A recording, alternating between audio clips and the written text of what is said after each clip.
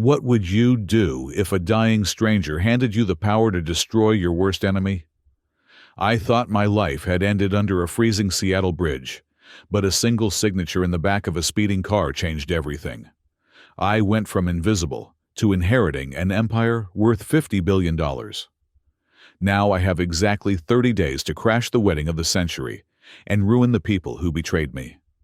This time, I make the rules. My name is David Garcia. If you had typed that name into a search engine 14 months ago, the results would have called me a visionary. They would have called me the silent architect of the next generation of cybersecurity. Today, if you type my name, you will find nothing but a few buried court records and a digital footprint that fades into irrelevance.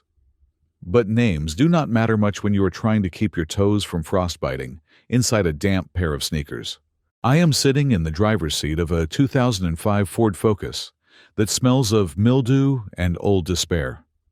The engine block is cold, and I haven't turned the key in 3 days because I am terrified that the fuel gauge needle, which is already resting on the empty line, will finally dip below hope and leave me stranded forever. The car is parked in the far back corner of a lot belonging to a supermarket that went bankrupt 5 years ago. It is the kind of place where the streetlights have been shattered by rocks and the shadows stretch long and deep. It is raining. Of course it is raining. This is Seattle. But this is not the romantic misty rain you see in the movies, where lovers kiss under an umbrella. This is a punishing, freezing sleet that hammers against the metal roof of my car, like 1,000 tiny fists demanding to be let in. The cold here is a physical weight. It sits on your chest. It seeps through the glass windows and settles into your marrow.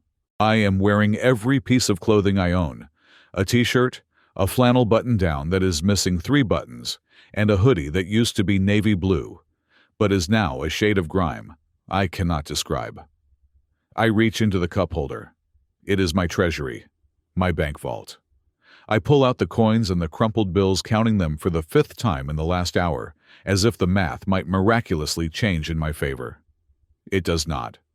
1 $5 bill, 6 singles, 3 quarters, 2 dimes and a nickel, $12. That is the sum total of my existence. $12 stands between me and starvation. Beside the money sits half of a loaf of sourdough bread I found in a dumpster behind a bakery yesterday morning. It is rock hard, but if I hold a piece in my mouth long enough, the saliva eventually softens it into something I can swallow. On the passenger seat, staring back at me like a ghost, is my laptop.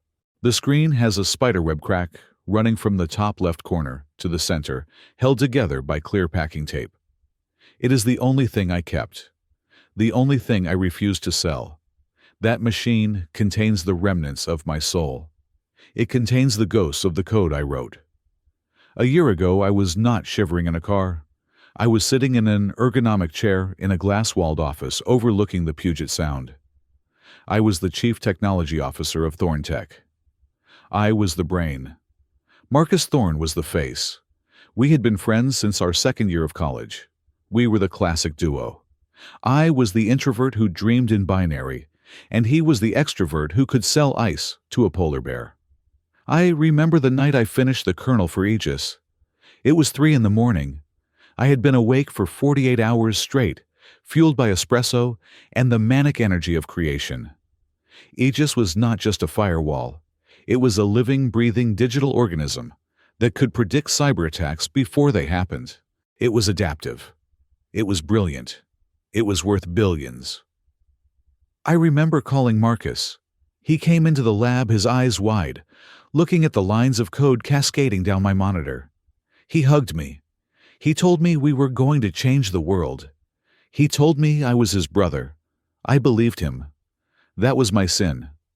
I was a genius with machines and a fool with humans. The betrayal did not happen all at once. It was a slow, surgical dismantling of my life. It started with lost files, then access denials. Then came the meeting with HR. Marcus sat there wearing a suit I had helped him pick out his face, a mask of sorrowful duty. He accused me of leaking proprietary data to a competitor in China. He had logs. He had emails.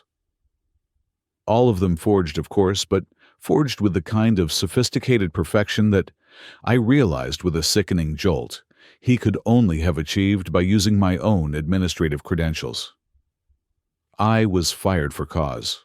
That meant no severance, no stock options, nothing. But Marcus did not stop there. He had already quietly registered the copyright for the core Aegis architecture under his own name, citing a clause in our partnership agreement that I had never bothered to read closely because I trusted him. He stole my mind. He stole my work. Then came the second blow, the one that broke me. Elena Rostova, my wife, the woman who had held my hand when my mother died, the woman I thought was my anchor. When I came home that day holding the box of my personal belongings, she was not there to comfort me. Her bags were packed. She did not just leave me. That would have been mercy. She destroyed me. During the divorce proceedings, she stood on the stand beautiful and cold as an ice sculpture and told the judge that I was unstable. She said I was paranoid.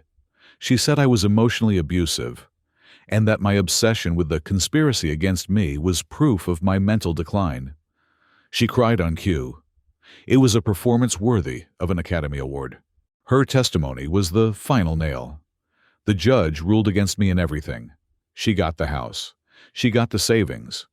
And because of the abuse finding, she successfully petitioned for a restraining order that kept me away from Thorntech premises. She is the marketing director of Thorntech now.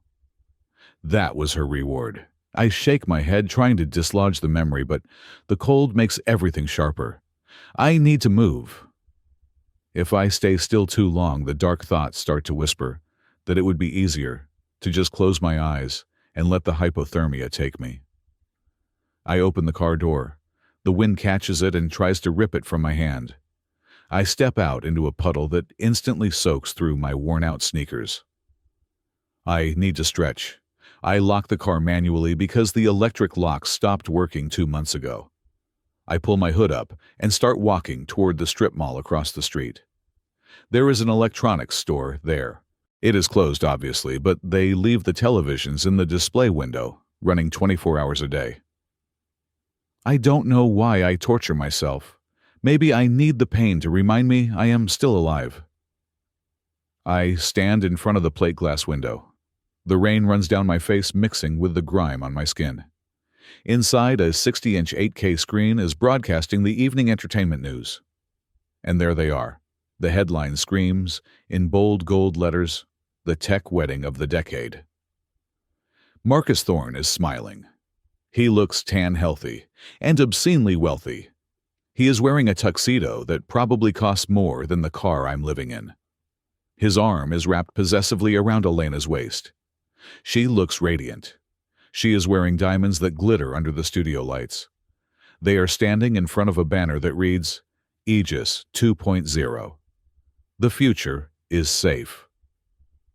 The reporter's voice is muffled through the glass, but I can hear enough. She is gushing about their romance. A power couple. The visionary CEO and his brilliant marketing muse. They are talking about the launch of the new software, which will coincide with their wedding ceremony in 30 days.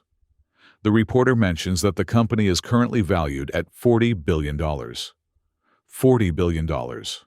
And I have $12 in my pocket. I watch Marcus lean down and kiss Elena. A rage so hot it almost warms me flares in my chest, but it is instantly doused by a wave of nausea. I built that. I wrote the code that bought those diamonds. I wrote the algorithms that paid for that tuxedo. They are feasting on my flesh and blood, and the world is applauding them for it. I turn away. I cannot watch it anymore.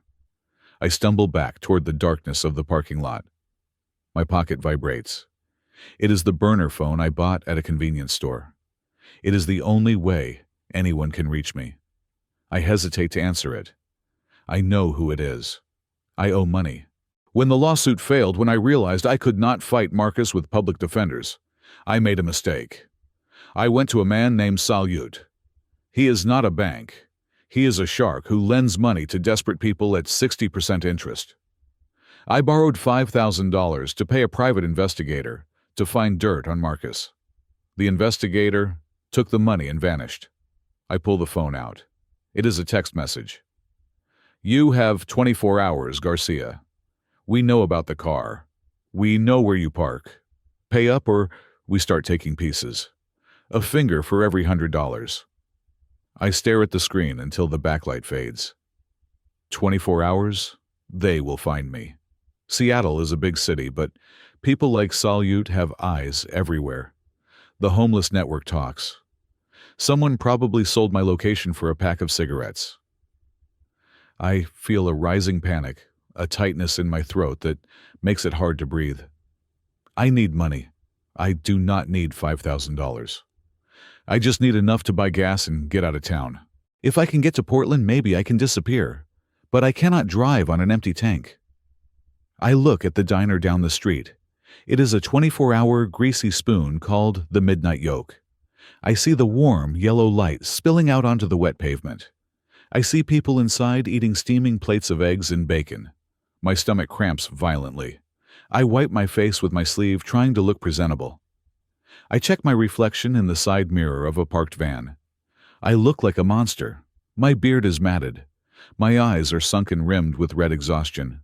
My skin is gray, but I have no choice. I walk into the diner. The bell above the door jingles. The warmth hits me like a physical wall. It smells of coffee and frying grease, the most heavenly scent I have ever encountered. The manager is standing behind the counter. He is a large man with a stained apron and a face that has seen too much of the night shift. He looks up as I enter. His expression shifts instantly from indifference to disgust. "Excuse me," I say. My voice is raspy from disuse. "I was wondering if you needed help back of house, dishwasher, mopping, anything. I will work for food, or $20, please." The manager does not even come out from behind the counter. He picks up a phone receiver and points at the door. "Out," he says. His voice is flat. "I am a hard worker," I plead. "I used to be an engineer. I can fix your register if it is broken. I said out. He shouts loud enough that the two truckers eating in the corner look up. "You are scaring the customers. You smell like a wet dog and rotting garbage. Get out before I call the cops." I stand there for a second. The humiliation burns hotter than the cold outside. I want to scream at him. I want to tell him that I have an IQ of 160. I want to tell him that I built the security system that probably protects his bank account. But I know it does not matter. To him, I am not a human being. I am just debris. I am something to be swept away. "Please," I whisper, one last shred of dignity falling to the floor. "Just a coffee. It is so cold." "Get out," he roars. I turn around. I walk back out into the rain. The door closes behind me, cutting off the warmth and the light. I am back in the gray, back in the wet. I walk back to my car, my sanctuary of misery. I climb inside and lock the door. I wrap my arms around myself and rock back and forth. The text message from the loan shark burns in my mind. 24 hours. I have no friends. I have no family. My ex-wife is marrying the man who stole my life. The world has moved on, and it has decided that David Garcia is surplus to requirements. I look at the glove box. I know what is in there. A razor blade I use for utility work. A dark thought crosses my mind. It would be so easy. Just one cut. The cold would numb the pain. I could just go to sleep and never have to feel the hunger or the shame again. But then I look at the laptop. The cracked screen. The code. No, not yet. I curl up into a ball on the driver's seat, trying to preserve whatever body heat I have left. I will wait until morning. Maybe the rain will stop. Maybe a miracle will happen. Or maybe Salyut's men will come and finish what Marcus started. I close my eyes, listening to the relentless drumming of the rain, waiting for a dawn that feels like it will never come. I was staring at the water droplets racing down the windshield, hypnotized by the rhythm of my own misery, when the headlights blinded me. They did not sweep across the lot like a security patrol. They slashed through the darkness with a violent, erratic intensity. A high-beam glare hit my rearview mirror, forcing me to squint as a massive black shape roared into the lot. It was a Lincoln Navigator, the kind of tank designed to ferry diplomats through war zones. But it was moving like a wounded animal. The vehicle swerved hard to the left, clipping a concrete bollard, with a sickening crunch of metal on stone. Sparks showered onto the wet asphalt. It did not stop. It lurched forward, engine whining in protest, and slammed into the curb directly beside my Ford. The impact shook the ground beneath my tires. My heart hammered against my ribs. My first instinct was flight. I reached for the door handle, ready to run into the woods behind the supermarket. This had to be Salut's men. They had found me early. They were going to drag me out and break my fingers right here in the rain. But the door of the Lincoln did not fly open with the aggression of a hit squad. It swung open slowly, heavily. A man fell out. He did not step out. He spilled onto the pavement like a sack of wet cement. He was old. Even in the gloom I could see the shock of white hair and the tailored cut of a suit that cost more than my parents' house. He clawed at the side of my car, trying to pull himself up. He was clutching his chest with both hands, his face turned upward to the relentless rain, gasping for air, like a fish thrown onto a dock. I sat frozen for a second. This was not a hitman. This was a medical emergency. The old man saw me. He saw my face pressed against the glass. He lunged forward, his knuckles rapping against my window.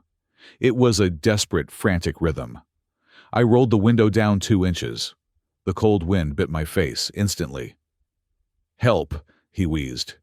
His voice was a wet rattle deep in his throat. "Hospital. St. Jude. Please." He fumbled inside his jacket with a shaking hand. I tensed, half expecting a gun. Instead, he pulled out a crisp, dry bill. Benjamin Franklin stared back at me. $100. "Take me," he gasped. $100 now. $100. Gas, food, escape. But St. Jude was 30 minutes away across the bridge in this weather. And this man looked like he had 30 seconds. Not 30 minutes. "I can't," I stammered. "I don't have enough gas." "I can't drive." He roared, a sudden surge of command breaking through his pain. He shoved the bill through the crack in the window. It fluttered onto my lap. "My car dead. Keys gone. You have to." His eyes rolled back in his head and he slumped against my door. I cursed loud and long. I cursed the rain, I cursed Marcus, and I cursed my own stupid, broken conscience. I could not leave him here. If he died in this parking lot while I sat 2 feet away clutching his money, I would be no better than the people who destroyed me. I shoved the door open, pushing his weight back. All right, get in." I grabbed him by the arms. He was heavier than he looked, a dead weight of expensive wool and dying flesh. The rain soaked us both in seconds.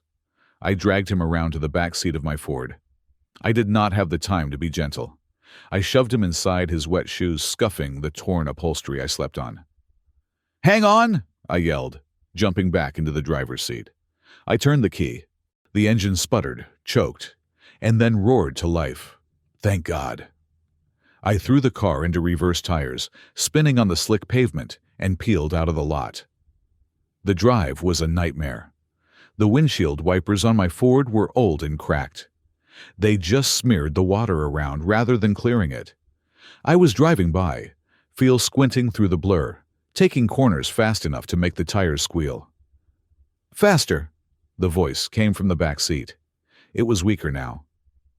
"I am going as fast as I can without killing us both," I shouted back, gripping the wheel, until my knuckles turned white. "I am calling 911. We can meet the ambulance halfway." I reached for my burner phone. No, ideally a dying man shouldn't have that much force in his voice. It was a command, not a request. No police. No ambulance. They watch the frequencies. They will know. Who will know? I glanced in the rearview mirror. The old man was slumped sideways, his face a mask of gray agony, but his eyes were open. They were steel gray, sharp and terrified. "Open the briefcase," he whispered. I looked at the passenger seat. In the chaos, I hadn't even noticed he had dragged a brown leather briefcase in with him. It sat there innocuous and heavy. "Are you crazy?" I yelled, swerving to avoid a pothole. "I am driving. You are having a heart attack. We don't have time for show and tell." "Open it," he screamed, followed by a hacking cough that sounded like tearing canvas. "The code is 1984. I didn't know why I obeyed. Maybe it was the sheer absurdity of the situation. Maybe it was the fear that if I didn't, he would die right there out of spite. I kept one hand on the wheel, reaching over with the other. I thumbed the tumblers. 1, 9, 8, 4, click. I flipped the lid open. Inside there were no stacks of cash. There were no diamonds. There was a thick file folder and a single bound legal document stamped with red wax seals. The file folder had a photo clipped to the front. My stomach dropped through the floor of the car. It was me. It was a picture of me taken 3 days ago sleeping in the car. There were others. Me walking out of the courtroom last year. Me shaking hands with Marcus 5 years ago. Me eating a sandwich on a park bench. "Who are you?" I whispered, the fear suddenly colder than the rain. "Why do you have this?" "I checked you," the old man wheezed. "I had to be sure. Turn on the dome light. Read the header of the contract." I flicked the overhead light on. The dim yellow bulb illuminated the thick document. Emergency asset, transfer, and power of attorney. Sterling Global Holdings. Sterling Global. My breath hitched. Everyone knew Sterling Global. It was one of the largest private equity conglomerates in the hemisphere. They owned shipping lines, data centers, pharmaceutical labs. "I am Arthur Sterling," he said. I looked at the mirror again. The face was familiar from magazine covers, though much older, much sicker. The billionaire recluse. The man who supposedly ran his empire from a private island. "Why me?" I asked, my voice trembling. "I'm nobody. I'm a homeless engineer." "You are a victim," Arthur said, his voice gaining a strange haunting rhythm. "Your father was Jose Garcia. He ran a small logistics firm in Miami 30 years ago. I nearly drove off the road." "How do you know my father?" "Because Marcus Thorne's father destroyed him." Arthur choked out. "Hostile takeover. Corporate espionage. Bankrupted him, drove him to an early grave. Just like Marcus did to you." The car hydroplaned slightly. I corrected it, my heart pounding in my ears like a war drum. "I am not your father David," Arthur whispered, "but I was his competitor.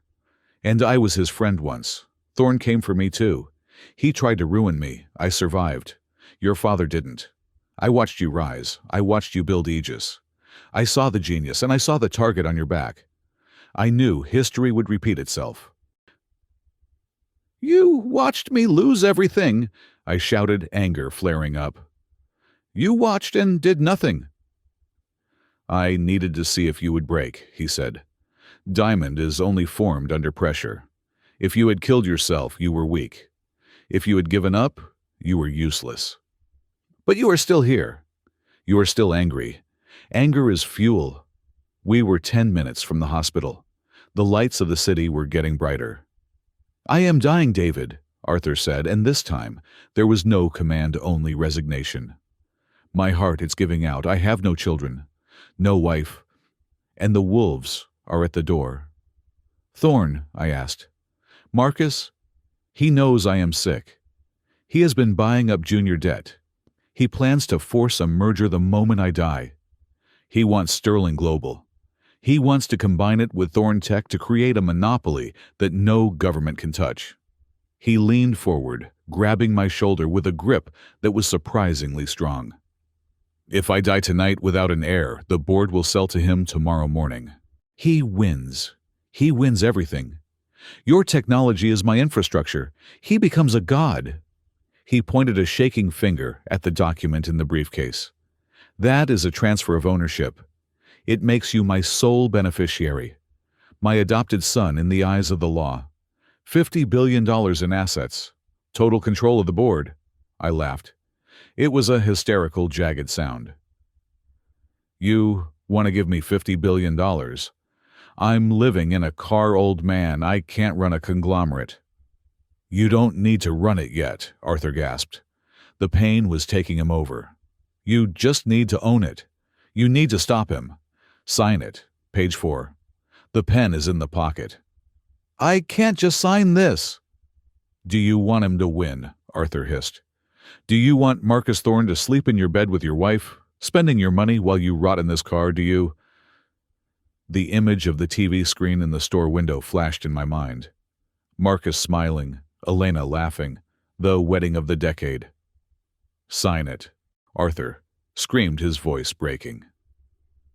I saw the hospital emergency sign ahead, glowing red in the storm. I pulled the car into the ambulance bay, tires screeching, ignoring the angry shouts of a paramedic standing by the doors. I threw the car into park. I turned around. Arthur Sterling was slumped against the window. His skin was the color of ash. His chest was barely moving. "David," he whispered. "The pen." I grabbed the heavy fountain pen from the briefcase pocket. My hands were shaking so hard I nearly dropped it. I flipped to page 4. The line for the signature was waiting. Beneficiary David Garcia. It was insane. It was a fever dream. But the hatred in my gut was real. The cold in my bones was real. I looked at Arthur. He was watching me with eyes that were fading fast. He nodded, just once. I pressed the pen to the paper. The ink flowed, black and permanent. I scribbled my name, David Garcia. I dropped the pen. "It's done," I said. "We are here. I'm going to get help." I opened my door and scrambled out, shouting for the nurses. "Help! I have a cardiac arrest! Hurry!" 2 orderlies rushed out with a gurney. I ripped the back door open. They pulled Arthur out, lifting him onto the stretcher. He was limp now. As they began to wheel him away, his hand shot out and grabbed my wrist. It was a weak grip, icy cold. The nurses tried to pull him away, but he held on for 1 second longer. He pulled me down, his lips brushing my ear. "Don't just beat them," he breathed, his last breath rattling out of his lungs.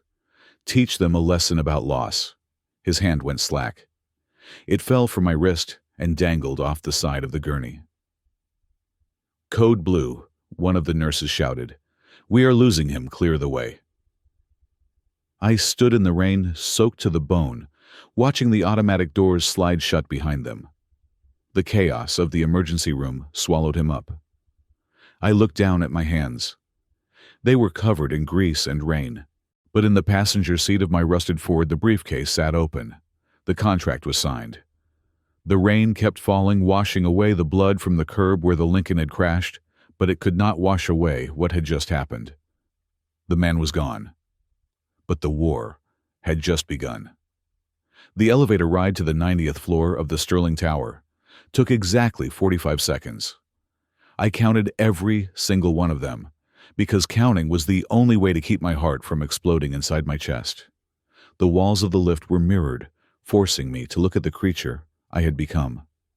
Even though I had scrubbed my face and hands in the hospital bathroom with abrasive pink soap, I still looked like a stain on the pristine fabric of this building. My flannel shirt was stiff with dried rain and grime. My sneakers left faint, muddy footprints on the marble floor. I was an intruder in the temple of the gods. When the doors slid open, I was not met by a security guard ready to throw me out. I was met by silence and the smell of expensive leather and white lilies. Standing in the center of the atrium was a woman who looked sharp enough to cut glass. She was tall, wearing a charcoal gray suit that fit her with architectural precision. Her hair was pulled back into a severe bun, and her eyes behind rimless glasses were assessing me with the detached efficiency of a scanner at a checkout counter. "Mr. Garcia," she said. It was not a question. Her voice was cool, professional, and completely devoid of judgment. "I am Regina Vance, Chief Legal Counsel for Arthur Sterling. Please come with me." She turned and walked toward a set of double mahogany doors, without waiting to see if I would follow. I dragged my feet across the plush carpet, feeling the absurdity of the moment. An hour ago, I was driving a dead man in a rusted Ford. Now, I was walking into the inner sanctum of global finance. The office was vast. The entire south wall was floor-to-ceiling glass, offering a panoramic view of Seattle. The city lights below looked like spilled jewels, indifferent to the suffering taking place in the alleys between them. Regina gestured for me to sit in a leather chair opposite her massive desk. I sat on the edge, afraid to dirty the material. Regina placed a file on the desk. It was the same file Arthur had made me open in the car. "Arthur Sterling passed away at 3:42 this morning," Regina stated, her hands clasped on the desk. "Before his death, he executed an emergency asset transfer and power of attorney, designating you as the sole beneficiary and interim executor of his estate. I have verified the signature and the witness logs from his personal security detail. The document is ironclad." She paused, letting the silence stretch. "Do you have any concept of what you have just inherited, Mr. Garcia?" "Money," I croaked. My throat was dry. He said something about 50 billion. "The personal estate is valued at approximately $52 billion, Regina corrected me, speaking the numbers as if she were discussing the price of a sandwich. "That includes cash reserves, real estate, art, and private equity holdings. However, that is the smaller part of the equation. You have also inherited the controlling interest in Sterling Global. This grants you voting power over a conglomerate with a market capitalization of $300 billion. In practical terms, Mr. Garcia, as of this morning, you are one of the 20 most powerful individuals on the planet." I gripped the armrests of the chair. The room seemed to tilt. $52 billion. 12 hours ago, I had $12. I could buy the supermarket where I slept. I could buy the police station. I could buy the entire city block where Marcus Thorne lived and turn it into a parking lot. "Why?" I whispered. "He didn't know me." "Arthur was a man of patterns," Regina said, opening the file. "He watched you for 2 years. He saw a man who had everything taken from him and refused to die. He admired resilience above all else. But there is a condition. Arthur did not believe in free lunches. He believed in tests." She slid a single sheet of paper across the polished wood. It was titled the 30-Day Clause. "To permanently ratify this transfer and fully vest your ownership, you must complete the final piece of business Arthur left unfinished. You have exactly 30 days to close the acquisition of a specific technology firm. If you fail to close this deal, or if you decline, the assets will revert to a charitable trust, and you will walk away with a stipend of $100,000. I looked down at the paper. The name of the target company was printed in bold black letters, Thorne Tech. I felt the blood drain from my face. He wants me to buy them. He wants me to give Marcus Thorne money. "It is quite the opposite," Regina said, a hint of a shark-like smile touching her lips. "Allow me to explain the context. Marcus Thorne has been aggressively courting Sterling Global for 6 months. He is desperate to sell. He has proposed a merger where Sterling Global acquires Thorne Tech for $5 billion. The valuation is based almost entirely on the projected revenue of their new software, Aegis 2.0. I laughed. It was a harsh, bitter sound. "Aegis, my software, he stole it, and now he is selling it back to the ghost of the man who just gave it to me." "Precisely," Regina said. However, Arthur suspected that the valuation was fraudulent. He believed Thorne Tech is a hollow shell. Marcus Thorne does not know Arthur is dead. We have suppressed the news. As far as the world knows, Arthur is simply resting on his private island. Marcus expects a representative to arrive and finalize the due diligence. That representative, Mr. Garcia, is you. My mind began to race. The gears that had been rusted shut by depression and hunger started to turn again. He doesn't know, I murmured. Marcus thinks he is selling to an old man who doesn't understand code. He thinks he can hide the bugs. He thinks he can hide the debt. Correct, Regina nodded. For the next 30 days, you have absolute power. You have the full weight of the Sterling Global Audit Team, the forensic accountants, and the legal department at your disposal. You can demand access to every server, every email, and every bank account at Thorne Tech as part of the discovery process. If Marcus refuses, the deal dies and he goes bankrupt. He has no choice but to let the fox into the henhouse. 30 days, I said, thinking of the date. That is the day of the wedding. The wedding, Regina confirmed, glancing at a tablet. Marcus Thorne and Elena Rostova are scheduled to be married on the 28th of next month. They are framing the acquisition announcement as their wedding gift to each other. They need this money, Mr. Garcia. We have run a preliminary credit check. Marcus is leveraged to the hilt. He borrowed against his own stock to fund a lifestyle he cannot afford. If this deal fails, he loses everything. The company, the houses, the reputation. I sat back. The nausea was gone. In its place was a cold, hard clarity. It was the same feeling I used to get when I saw a complex problem in the code and knew exactly how to dismantle it. Arthur Sterling had not just given me money. He had given me a loaded gun and locked me in a room with the people who killed me. I won't just block the sale, I said, my voice steady for the first time. If I block it now, he might find another buyer. He might survive. I need to destroy the product. I need to prove that Aegis is stolen and that it doesn't work. I need to make him radioactive. That is entirely within your discretion, Regina said, closing the file. But you cannot do it looking like this. She pressed a button on her intercom. Send the team up to the penthouse. Regina stood. The top 3 floors of this tower are Arthur's private residence. They are now yours. We have a team of stylists, tailors, and a medical concierge waiting. You have 3 hours to shed the skin of the homeless man.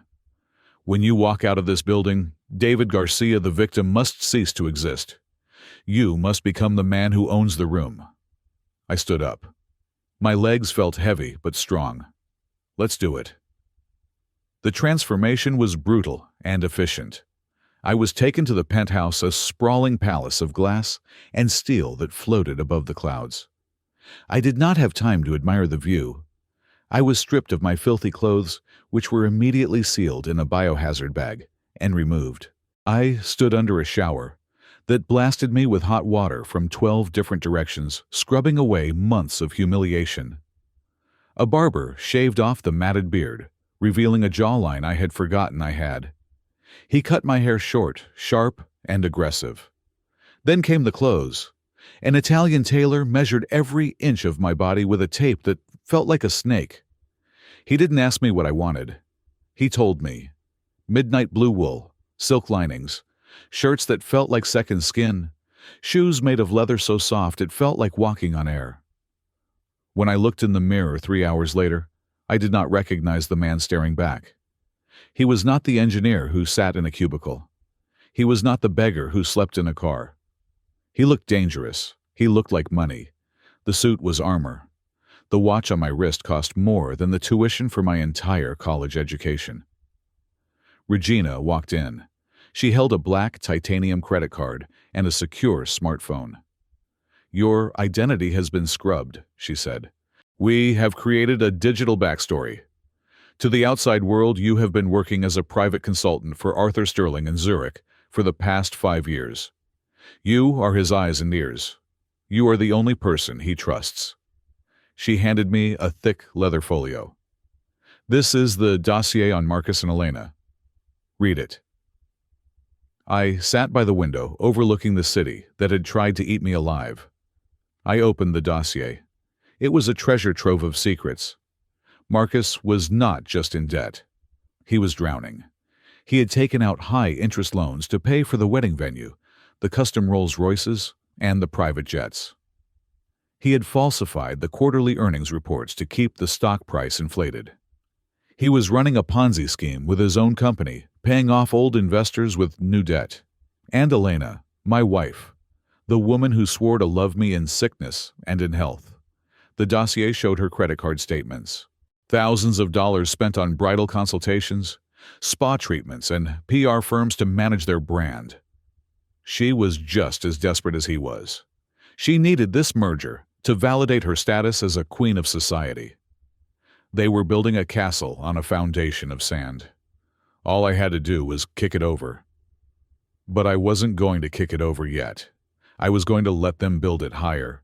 I was going to let them climb to the very top where the air was thin and the fall was lethal. I stood up and walked to the window. My reflection in the glass was ghosted over the city lights. I touched the cold surface. "I accept the condition," I said to the empty room. 30 days. I will finish the deal. But by the time I sign that check, the ink will be the only thing worth anything at Thorntech.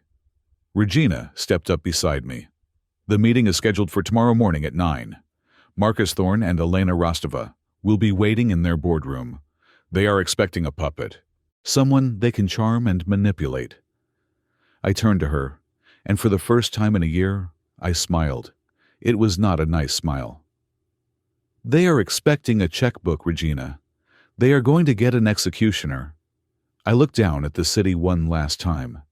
Somewhere down there in the cold and the rain, the old David Garcia was dead. The man standing in the penthouse was something else entirely. I was the heir, and I was hungry.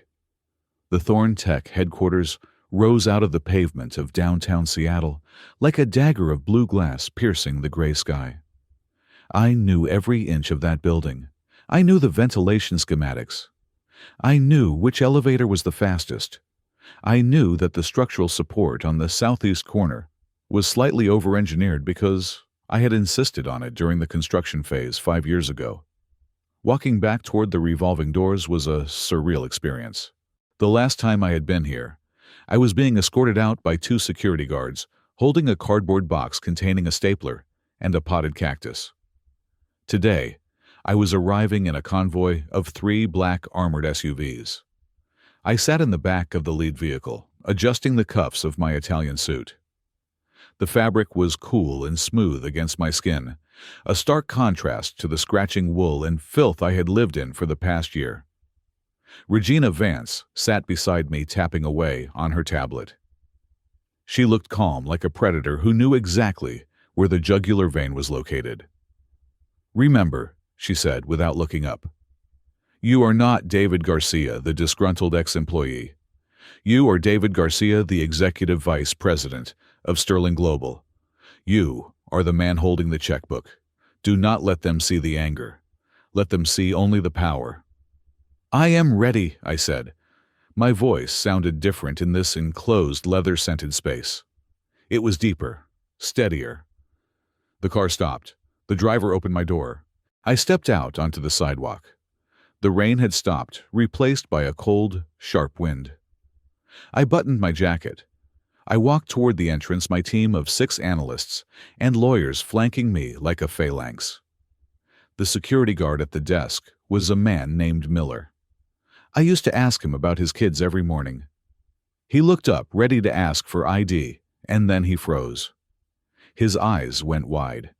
He recognized me, but his brain could not reconcile the homeless man he had likely seen on the news, with a titan walking toward him. I did not stop. I did not nod. I breezed past the turnstiles, my access card freshly printed by Regina's team, flashing green with a cheerful beep. We took the executive elevator to the top floor. The silence in the lift was heavy. I checked my reflection in the polished steel doors. The hunger was still in my eyes, but now it looked like ambition. The elevator doors slid open to the penthouse boardroom. It was a space designed to intimidate. The table was made of reclaimed redwood, long enough to seat 20 people. The walls were adorned with modern art that cost more than most people earned in a lifetime. At the far end of the table, Marcus Thorne and Elena Rostova were waiting. They were laughing at something on Marcus's phone. Marcus looked the part of the tech genius billionaire in a cashmere sweater and designer jeans. Elena was dressed in white, pristine, and sharp-looking every inch, the corporate queen bee. They heard the elevator and turned smiles plastered on their faces, ready to greet the elderly representative of a dying old man. Then they saw me. The silence that fell over the room was absolute. It was physically painful. Marcus dropped his phone. It hit the carpet with a dull thud.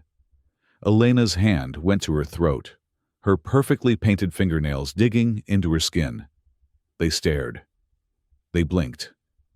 They were trying to process the impossibility standing before them. They thought I was dead or in jail or freezing under a bridge. They did not expect me to be wearing a suit that cost $10,000, standing at the head of a legal army. "David," Marcus whispered. The name came out like a curse. Then the shock turned to rage. His face flushed a deep, ugly red. He took a step forward, his hands balling into fists. "How the hell did you get in here?" Marcus barked, his voice cracking. "Security, Miller, get up here now. We have an intruder."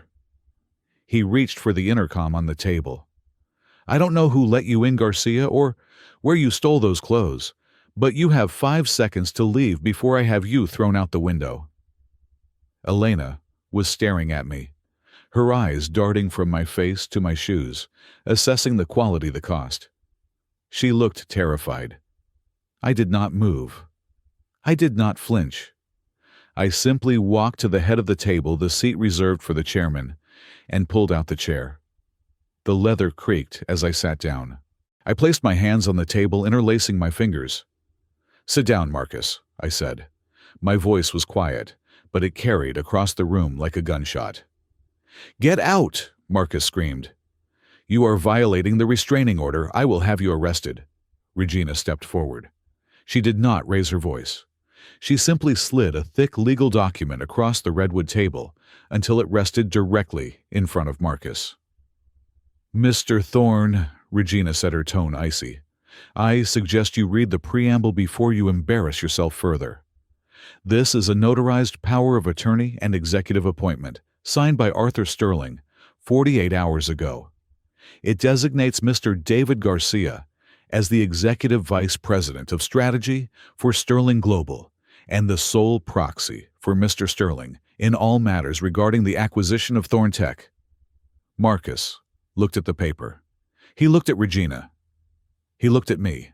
He picked up the document, his hands shaking violently. He read the first paragraph, then the second. His face went pale. "This is a joke," Marcus stammered. Arthur wouldn't. He doesn't know him." "Mr. Sterling is a visionary," I lied smoothly. "He recognizes talent that others discard. He has been following my career with great interest. When he fell ill earlier this week, he asked me to step in. He trusts me to ensure his money is not being wasted on vaporware." "Arthur is sick?" Elena asked. Her voice was trembling. She was trying to calculate the odds, trying to find an angle. "He is incapacitated," I said, leaning back. "Which means, for all intents and purposes, I am Arthur Sterling. I am the buyer. I am the one writing the check for $5 billion. Or I am the one who snaps this deal in half and walks away." I let the threat hang in the air. I watched the realization sink in. They needed this money. They needed it desperately. If they kicked me out, the deal died. If the deal died, the banks would come for everything. Marcus sank into his chair. He looked like a deflated balloon. The arrogance was gone, replaced by a desperate, trapped look. "So," I said, a cruel smile touching my lips, "shall we begin? I must say, Marcus, you have done well with the place. The decor is tasteless, but the view is nice." "David," Elena started, her voice softening, trying to find that old frequency that used to make me melt. We didn't know. If we had known you were working with Sterling. I cut her off with a look. I looked at her, not with hate, but with the boredom one might feel looking at a spreadsheet. Mr. Garcia, I corrected her. In this room, I am Mr. Garcia, and we are not here to reminisce. We are here to talk about Aegis 2.0. I signaled to one of my analysts, who placed a heavy stack of folders on the table. The valuation of $5 billion is contingent on the performance of the new software, I said, flipping open a file. Mr. Sterling was impressed by the marketing materials. But I am an engineer, Marcus. Marketing impresses me about as much as a magic trick at a children's birthday party. Marcus swallowed hard. The software is revolutionary. It is flawless. We are launching in 30 days. Good, I said. Then you will have no problem granting me full unrestricted access to the source code repository. I want to see the kernel. I want to see the compiler logs. I want to run my own stress tests on the live build. Marcus stiffened. That is highly irregular. The code is proprietary. We cannot just show it to an outsider. I am not an outsider, I said, leaning forward, my eyes locking onto him. I am the man buying the house, and I want to check the foundation before I move in. Unless, of course, there is something you are hiding. Is the foundation rotten? Marcus. No, he said too quickly. Of course not, but the intellectual property is protected by the non-disclosure agreement we signed this morning, Regina interjected. You have two choices, I said, checking my watch. You grant me admin access to the servers by noon today, or I advise the Sterling board to withdraw the offer. I hear Cyberdyne Systems is looking for investment. Maybe I will take the $5 billion to them. Marcus looked at Elena. They exchanged a look of pure panic. They were cornered. Fine, Marcus spat out. You will have access, but my team watches everything you do. I wouldn't have it any other way, I said. The meeting dragged on for another hour, a grueling dance of legal jargon and veiled insults. When we finally broke, Marcus stormed out of the room without a word. I stayed behind to pack up my notes. I felt a presence beside me. It was Elena. She had lingered. She moved closer, invading my personal space. I could smell her perfume. It was the same scent she wore on our first date. It used to drive me crazy. Now it just smelled like chemical deception. David, she whispered. She reached out her hand, hovering over my arm. You look incredible. The suit suits you. I did not look up from my papers. State your business, Mrs. Rostova. I have a schedule to keep. Don't do this, she pleaded, dropping the corporate mask. I know you are angry. You have every right to be. But Marcus forced me. You know how he is. I was scared. I missed you, David, every day. It was a masterclass in manipulation. If I had been the man I was a year ago, I might have faltered. I might have believed that she was a victim too. But I had the dossier.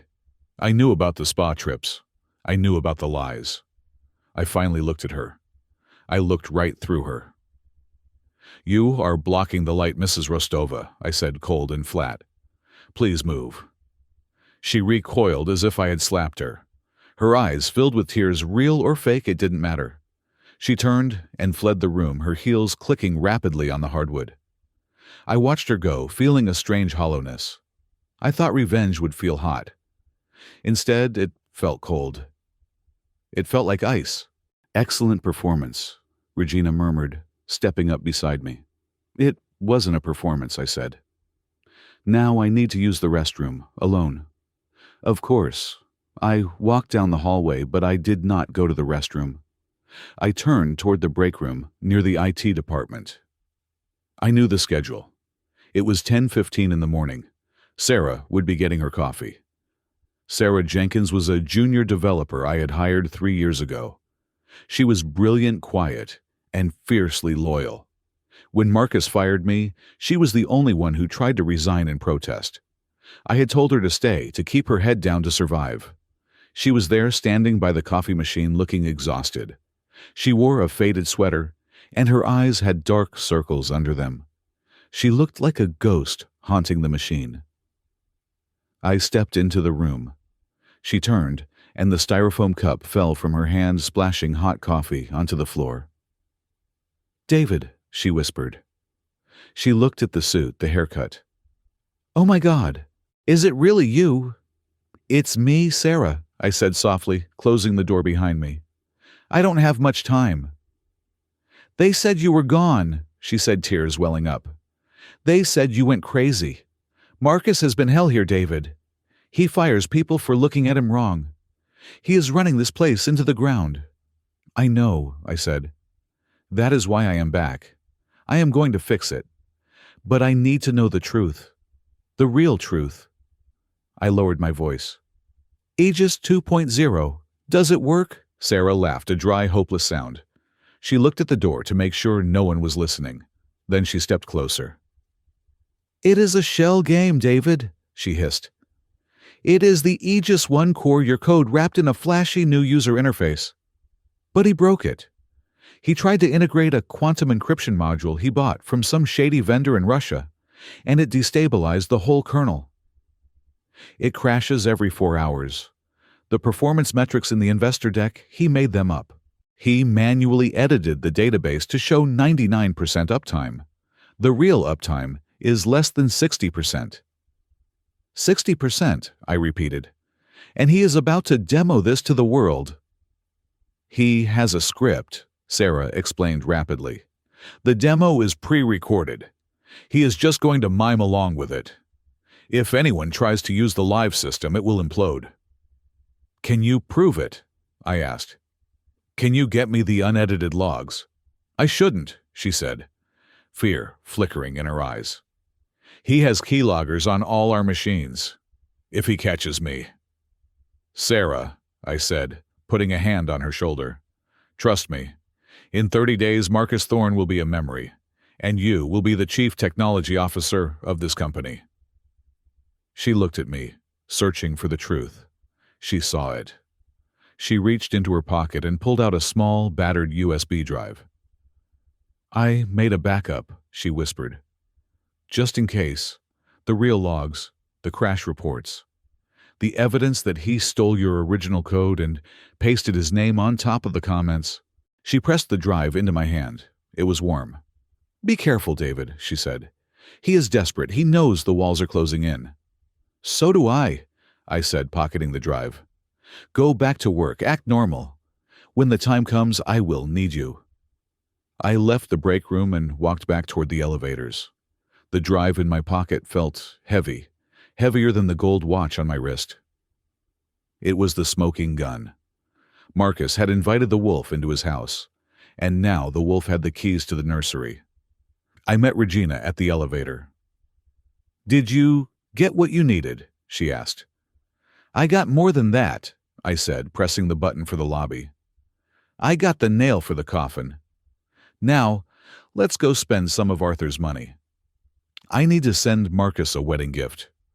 Revenge is not just about the final strike. If you simply walk up to a man and shoot him, the suffering ends in an instant. That is mercy. I was not interested in mercy. I wanted Marcus Thorne to feel the walls closing in inch by inch. I wanted him to suffocate in the very atmosphere of success he had built for himself. I wanted him to doubt his own shadow. The first phase of this psychological dismantling began with a courier package delivered to his private estate in Medina at 7 in the morning. I did not send a bomb. I sent art.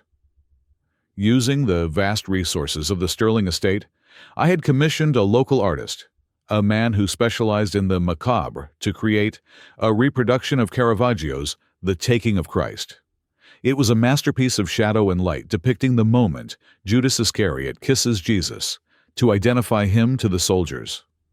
The painting was faithful to the original in every detail except one. The face of Judas was not the bearded biblical figure. It was Marcus. It was subtle. The curve of the nose, the set of the jaw, the specific way his eyes narrowed when he was lying. But to anyone who knew him, the resemblance was undeniable. I included a card embossed with the Sterling Global crest. It read simply, "To New Beginnings," May history never forget the price of a kiss. Regina Vance told me that the delivery confirmation came through at 7:15. By 7:30, my phone began to ring. It was Marcus. I let it go to voicemail. He called again at 7:32, then again at 7:40. I waited until I was sitting in my office at the top of the Sterling Tower, sipping an espresso that cost more than my weekly food budget used to be, before I instructed my assistant to put him through. "David," Marcus's voice was tight, high-pitched. He sounded like a man who had not slept. "I got the gift. It is unusual." "It is a classic Marcus," I said, leaning back in my leather chair, staring out at the gray skyline. "I saw it in a gallery and thought of you immediately. The intensity of the emotion, the complexity of the betrayal. It reminded me of how passionate you are about your work." "It looks like me," he whispered. The paranoia was seeping through the phone line like acid. "Why does Judas look like me, David? Does he?" I asked, feigning surprise. "I suppose we see what we want to see, Marcus. Perhaps it is just the lighting. Or perhaps you're feeling a bit of stress before the big day. How is the merger paperwork coming along?" "That is what I wanted to talk about," he said, rushing past the painting, desperate to regain control. "We need to expedite the signing. The wedding is in 3 weeks, but the market is volatile. I want to close the deal by Friday. No more audits, no more delays. You have seen the code. You know it is good." "I have seen some of the code," I corrected him. "But due diligence is a process, not a race. However, I agree that we should align our visions. I have booked a table at the Obsidian for tonight. 8 o'clock. Bring Elena. We have matters to discuss that are best handled over a bottle of red wine." "Dinner," he hesitated. "David, we really just need to sign the papers." 8 o'clock, Marcus. Do not be late. The chef is preparing something special." I hung up before he could object.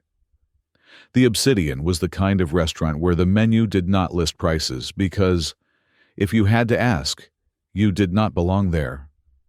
It was located in a glass box suspended over the waterfront, accessible only by a private elevator. I arrived 15 minutes early. I wanted to be part of the architecture when they walked in. I wanted them to feel like they were stepping into my world. I wore a charcoal suit tailored to within a millimeter of perfection. My hair was styled. My watch gleamed under the soft ambient lighting.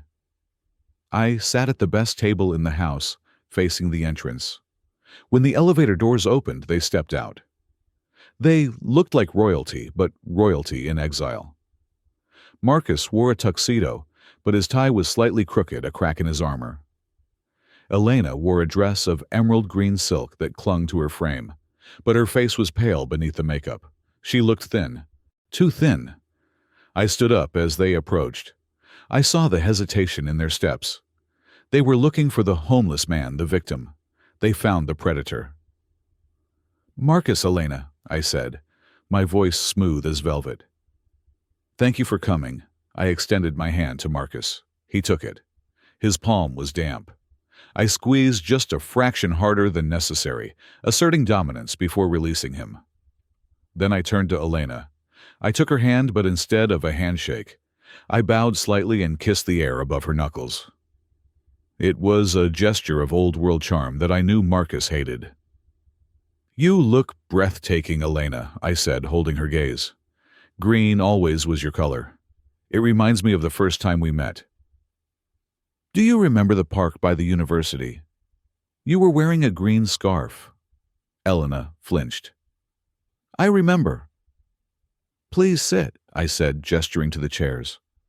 The waiter appeared, instantly pouring water. I ordered a bottle of Chateau Margaux, 1996. 1996, I mused, as the sommelier presented the bottle. A chaotic year. But the wine produced from that chaos is exquisite. It proves that sometimes you have to crush the grapes violently to get the sweetest result. Marcus shifted in his seat. "David, about the contract. My lawyers have drafted a revised timeline. Marcus, please. I cut him off gently. We are breaking bread. Business can wait for the appetizers. Tell me, how are the wedding preparations? It must be exhausting planning the event of the decade while simultaneously trying to sell your company. It is fine, Marcus snapped. Everything is under control. Is it? I turned to Elena. And you, Elena.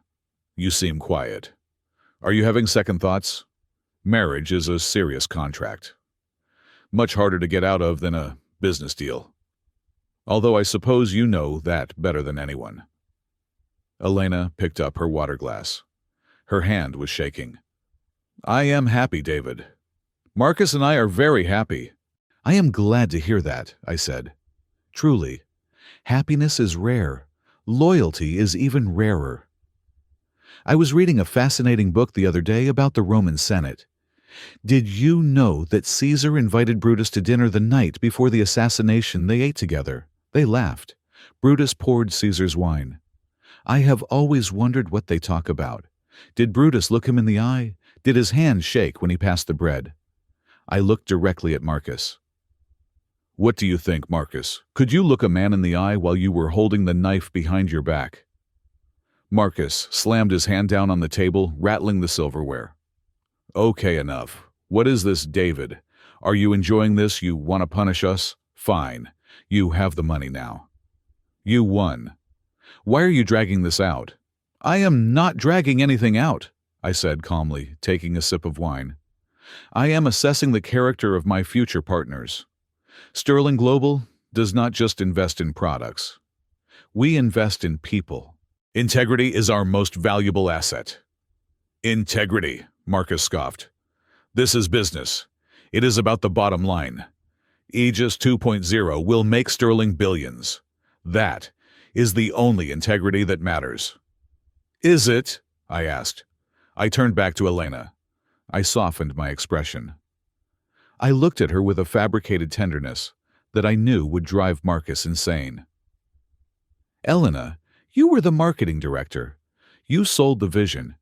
You always had a way with people. You made them believe in things that weren't there. I did my job, she whispered. You did, I agreed. You were brilliant. I remember when we were building the first Aegis. You used to bring me coffee at 3 a.m. You would sit by my desk and watch the code compile. You used to say that the code looked like poetry. I reached across the table and placed my hand lightly over hers. It was a violation of every social boundary, given the context, and it was calculated perfectly. Do you still read poetry, Elena? I asked softly. Or has the business world taken that from you too? Elena stared at me, her eyes filled with tears. For a moment, the mask slipped. She looked at me not as the enemy, but as the man she had destroyed. The guilt was a physical weight on her shoulders. David, don't, she choked out. She pulled her hand away, but in her haste, her elbow struck her wineglass. The crystal goblet tipped over. The dark red liquid splashed across the pristine white tablecloth, spreading like a pool of arterial blood. It dripped onto her lap. Oh, God, she gasped, jumping up. I am so clumsy. It is just wine, I said soothingly. Sit down. The staff will handle it. But Marcus was staring at the red stain, and then he was staring at me. His face was purple with suppressed rage. He had seen the touch. He had seen the way Elena looked at me. To a narcissist like Marcus, possession was everything. He had stolen my wife, not because he loved her, but because he wanted to take what was mine. Now seeing me return wealthy and powerful and seeing his prize react to me, he was unraveling. She is clumsy because you are harassing her, Marcus hissed. Keep your hands off my fiancée. I was merely being polite, Marcus, I said coolly. You seem agitated. Perhaps you are worried that Elena remembers who actually built the empire you are claiming credit for. I built Thorn Tech, Marcus shouted. People at nearby tables turned to look. I took your little science project and turned it into a company. You were nothing but a coder, A worker bee I was the queen. And now you are the beggar selling the hive, I said. The waiter arrived to change the tablecloth. In the commotion, I reached into my briefcase and pulled out a sleek black folder. I placed it on the table slightly to the side but clearly visible. I waited until the waiter left. Then I stood up. "Excuse me," I said. "I need to visit the restroom. Please enjoy the appetizers. The calamari is excellent." I walked away, leaving the folder on the table. I knew Marcus. I knew he could not resist. I walked to the hallway, but I stopped around the corner where I could see their reflection in the glass partition. As soon as I was out of sight, Marcus lunged for the folder. "Marcus, don't—" Elena whispered, blotting her dress with a napkin. "Shut up," he snapped. He flipped the folder open. I knew exactly what he was seeing. It was a fabricated due diligence report titled Project Titan. It detailed a potential acquisition offer from Sterling Global to a company called Apex, Security Thorn Tech's biggest rival. The offer price listed was $6 billion. $1 billion more than I was offering Marcus. I watched Marcus read it. I saw his eyes widen. I saw the blood drain from his face. He thought he was the only girl at the dance. Now, he thought I was about to leave him for a younger, prettier model. He slammed the folder shut just as I turned the corner to come back. When I sat down, the atmosphere at the table was toxic. Marcus was vibrating with anxiety. Elena was staring at the floor, humiliated by his earlier outburst. "Is everything all right?" I asked innocently. "We need to close this deal," Marcus said, his voice shaking. "Tomorrow. I want the papers signed tomorrow." "Tomorrow is too soon," I said. "I have concerns." "What concerns?" Marcus demanded. "The software is perfect." "The software is unseen," I countered. "I have reviewed the code snippets you sent. They are elegant. But snippets are not a system. I cannot recommend that the Sterling board release $5 billion based on screenshots and promises." "So what do you want?" Marcus practically screamed. "You want a private demo? Fine. Come to the office tomorrow. I will run it for you." "No," I said. I leaned forward, my voice dropping to a conspiratorial whisper. "A private demo proves nothing. Anyone can rig a closed environment. I need to see it in the wild. I need to see it handle pressure." I paused, letting them wait for the blow. "The engagement party," I said. "The launch event. It is being broadcast to millions, correct?" "Yes," Elena said, her voice small. "We have media from all over the world coming." "Perfect," I said. "Then that is where we will do the technical audit." "What?" Marcus looked horrified. "On stage. Live," I said. "You claim Aegis 2.0 is unhackable. You claim it uses quantum encryption. Prove it." "I will bring my team of penetration testers. We will launch a live red team attack on the system during your keynote speech. If the system holds up, I will sign the contract on stage in front of the cameras. You will be the hero who defeated Sterling Global's best hackers. You will be a legend." "And if it fails?" Marcus asked, sweat beading on his forehead. "If it is as good as you say, it won't fail," I smiled. "Unless, of course, you are lying to me." Marcus looked at the fake folder on the table. He thought about the $6 billion going to his competitor. He thought about his debts. He thought about the humiliation of losing the deal. He looked at Elena. She shook her head slightly, her eyes pleading with him to say no. She knew it was a trap, but Marcus was too greedy and too scared to listen. "Fine," Marcus said, gritting his teeth. "We do it live. We will humiliate your hackers, David, and then you will sign that check." "It is a date," I said. I signaled for the check. "I will get this. Consider it a business expense." We walked out of the restaurant together. The valet brought my armored SUV and their flashy red Ferrari. As they waited for their car, I saw Marcus grab Elena's arm roughly. "You were useless in there," he hissed, loud enough for me to hear. "You were supposed to charm him." Instead, you were making eyes at him like a lovesick teenager. If this deal goes south, it is on you. He knows, Marcus, Elena cried softly. He knows everything. We should stop. We can't stop, Marcus roared. We are in too deep. I climbed into the back of my SUV. I watched them through the tinted glass, the perfect couple cracking apart at the seams. Regina was waiting for me in the car. How did it go? She asked. They took the bait, I said, watching the Ferrari peel out of the parking lot with a screech of tires. The trap is set. Schedule the technical team. We are going to a wedding. And the fake folder. Marcus swallowed it whole, I said. He thinks he is competing for the money.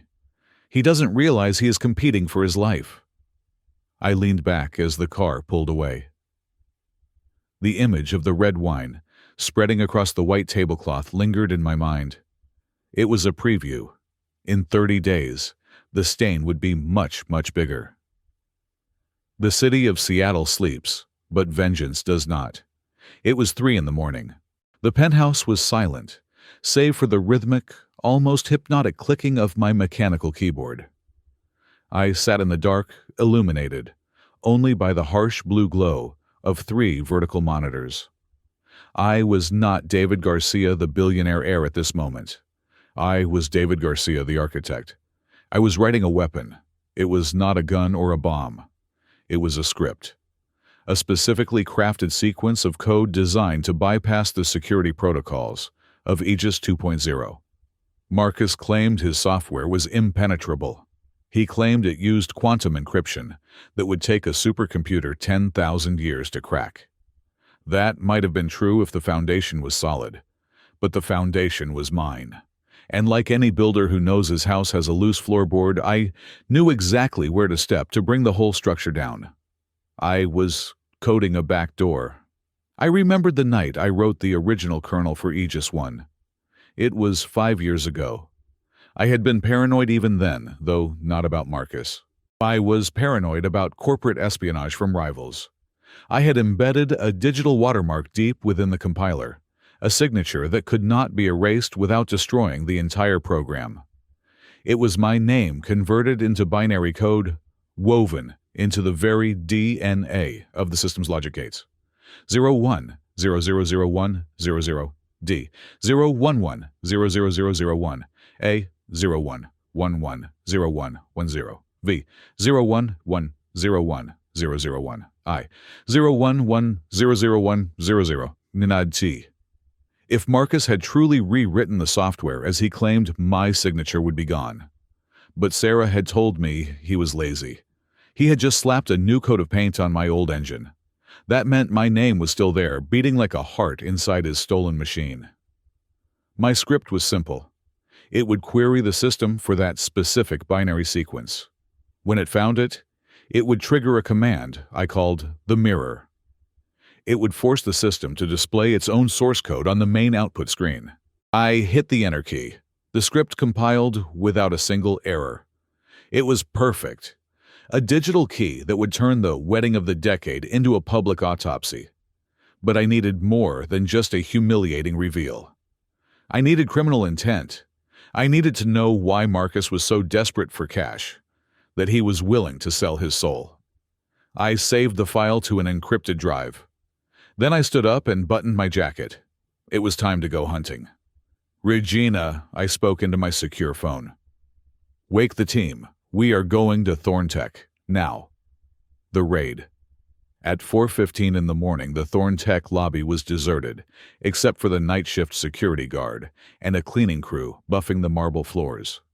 When 6 armed Sterling Global security officers walked through the front doors, followed by myself, and a team of forensic data analysts, the guard nearly dropped his coffee. "Sir, the building is closed," the guard stammered, his hand hovering near his radio. "You can't be here." "Ah." "Open the gate, Miller," I said, not breaking stride. Miller squinted, then recognized me from the day before. He looked at the legal team behind me. He buzzed the gate open without another word. He knew better, than to stand in front of a freight train. We went straight to the server room on the 4th floor. This was the nerve center. Rows upon rows of black server racks hummed with the sound of 1,000 cooling fans. The air was frigid, kept at a constant 60 degrees to protect the hardware. It smelled of ozone and dust. "Connect to the main cluster," I ordered my lead analyst, a sharp young woman named Chen, who used to work for the NSA. "I want a mirror image of their transaction logs for the last 12 months, and find me the user data partition." "On it," she said, plugging a fiber optic cable directly into the mainframe. We had been there for 20 minutes when the elevator doors burst open. Marcus Thorne rushed in. He was wearing a tracksuit over a t-shirt, his hair sticking up in wild tufts. He looked like a man who had been dragged out of a nightmare into something worse. "What is this?" he screamed, his voice echoing off the metal racks. "Get away from my servers. This is breaking and entering. I will call the police." He lunged toward Chen, but 2 of my security guards stepped in his path. They did not touch him.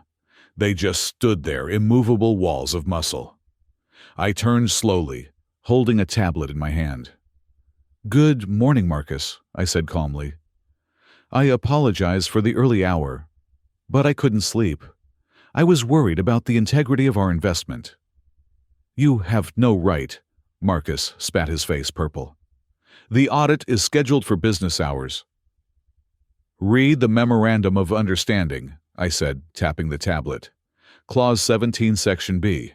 The acquiring entity reserves the right to conduct unannounced spot checks of physical and digital infrastructure to verify asset stability." "You signed it yesterday morning. Did you not read it?" Marcus faltered. He hadn't read it. He had been too busy staring at the $6 billion figure in the fake folder I had planted. "You are disrupting operations," he argued weakly. "We are just copying logs," I said. "Unless you have something to hide. Why are you so nervous, Marcus? Is there something on these drives that shouldn't be there?"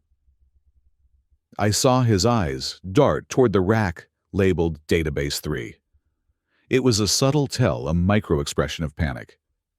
"Check Database 3, I said to Chen. "No," Marcus shouted. "Accessing Database 3. Chen set her fingers flying across her keyboard. "Encryption is standard. Bypassing, I'm in." Silence fell over the room.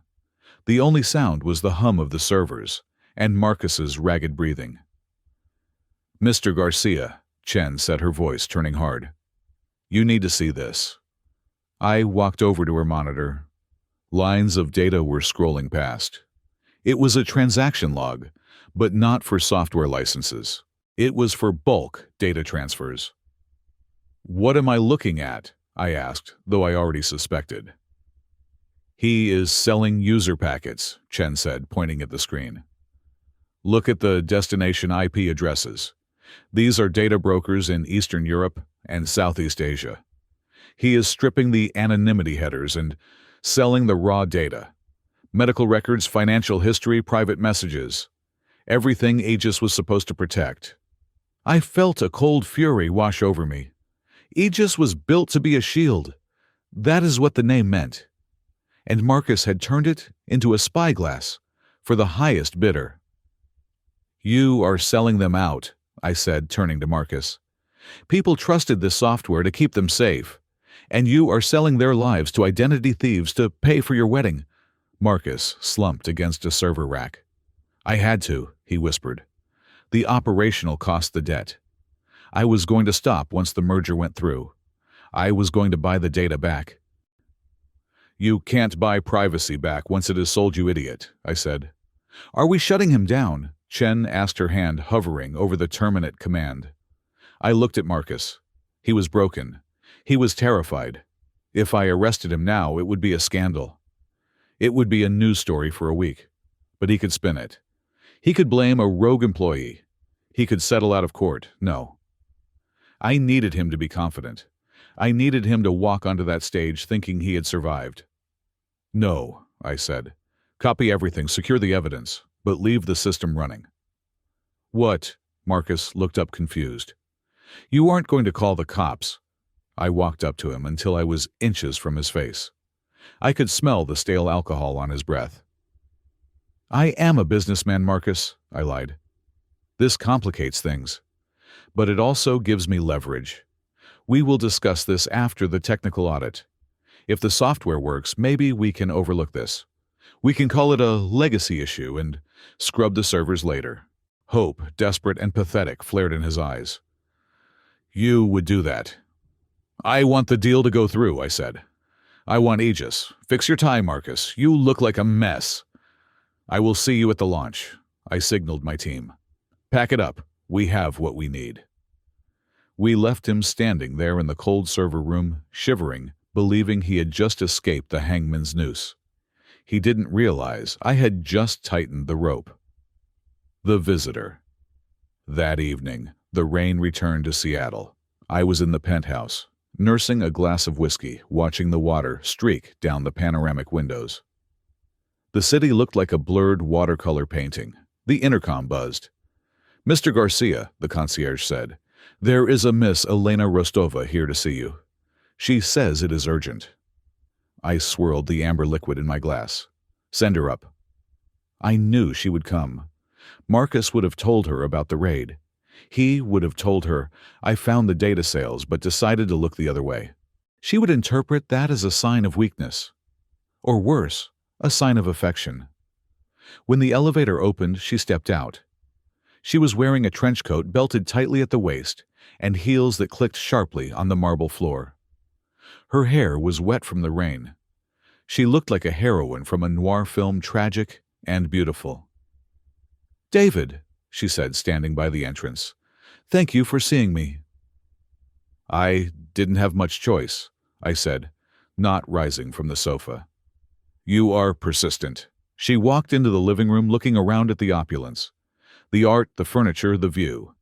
It was everything she had ever wanted. And now I had it. Marcus told me what happened, she said, her voice trembling. He told me you found the logs, and that you didn't turn him in. I am protecting my investment, I said coldly. No, she said, taking a step closer. That is not why.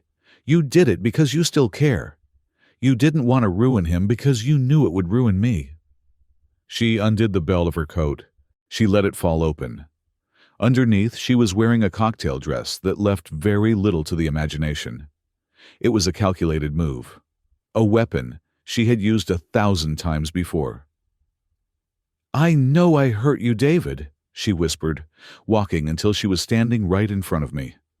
I was stupid. I was blinded by Marcus's ambition. But he is a monster. You saw what he did with the data. He doesn't care about anyone but himself. And you do, I asked, looking up at her. I made a mistake, she said, tears spilling from her eyes. I thought I wanted power, but I realized I just wanted to be safe. You always made me feel safe, David. We were good together. We can be good again.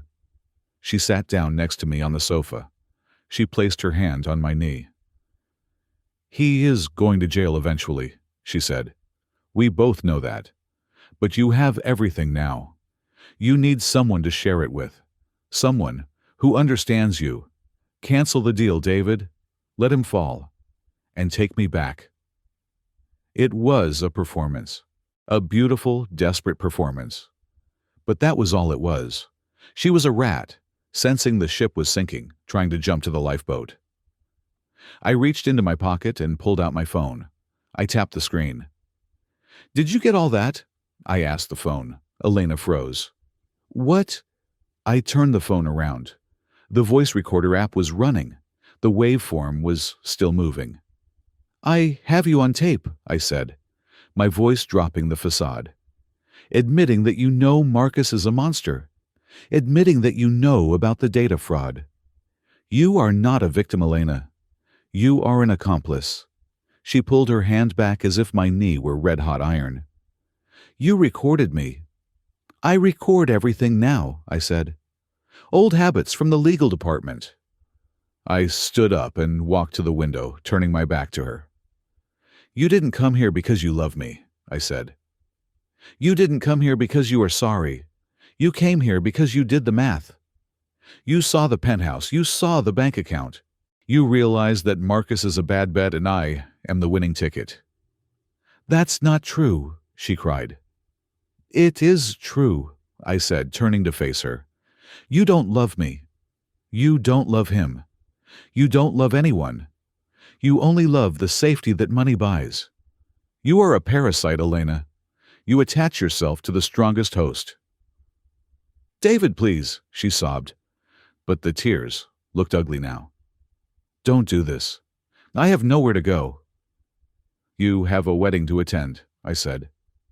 I suggest you go home and help your fiancé prepare. He is going to need all the support he can get. I pointed to the elevator. Get out. She stared at me for a long moment. She saw the eyes of the man she had married, but there was no warmth in them, only the reflection of her own greed. She pulled her coat tight around herself, trying to salvage some dignity. She turned and walked to the elevator. You are going to regret this, she hissed as the doors opened. You are going to be the richest, loneliest man in the world. I would rather be lonely in a penthouse than married to a traitor in a prison cell, I said. The doors slid shut, cutting her off. I was alone again. The silence returned. I looked at my phone. The recording was saved.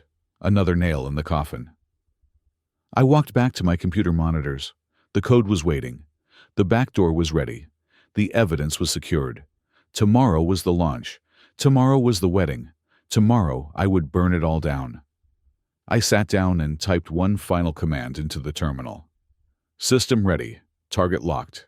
Let the show begin. The grand ballroom of the Celestia Hotel was not designed for humans. It was designed for deities who had forgotten what it meant to bleed. The ceiling was a fresco of Renaissance cherubs, floating 3 stories above our heads, illuminated by crystal chandeliers that each cost more than the neighborhood I grew up in.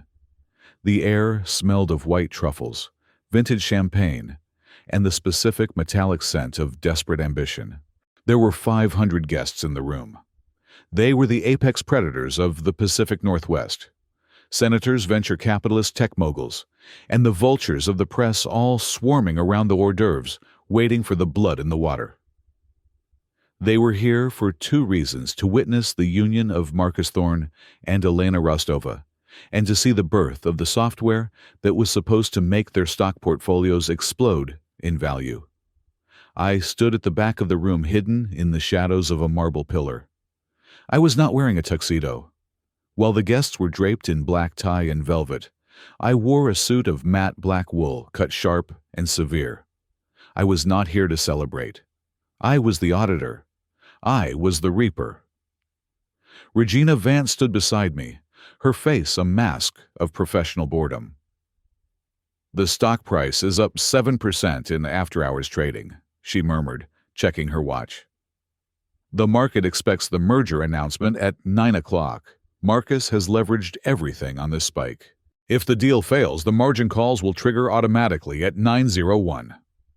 Then let us make sure we're on time, I said. I scanned the room. I saw them.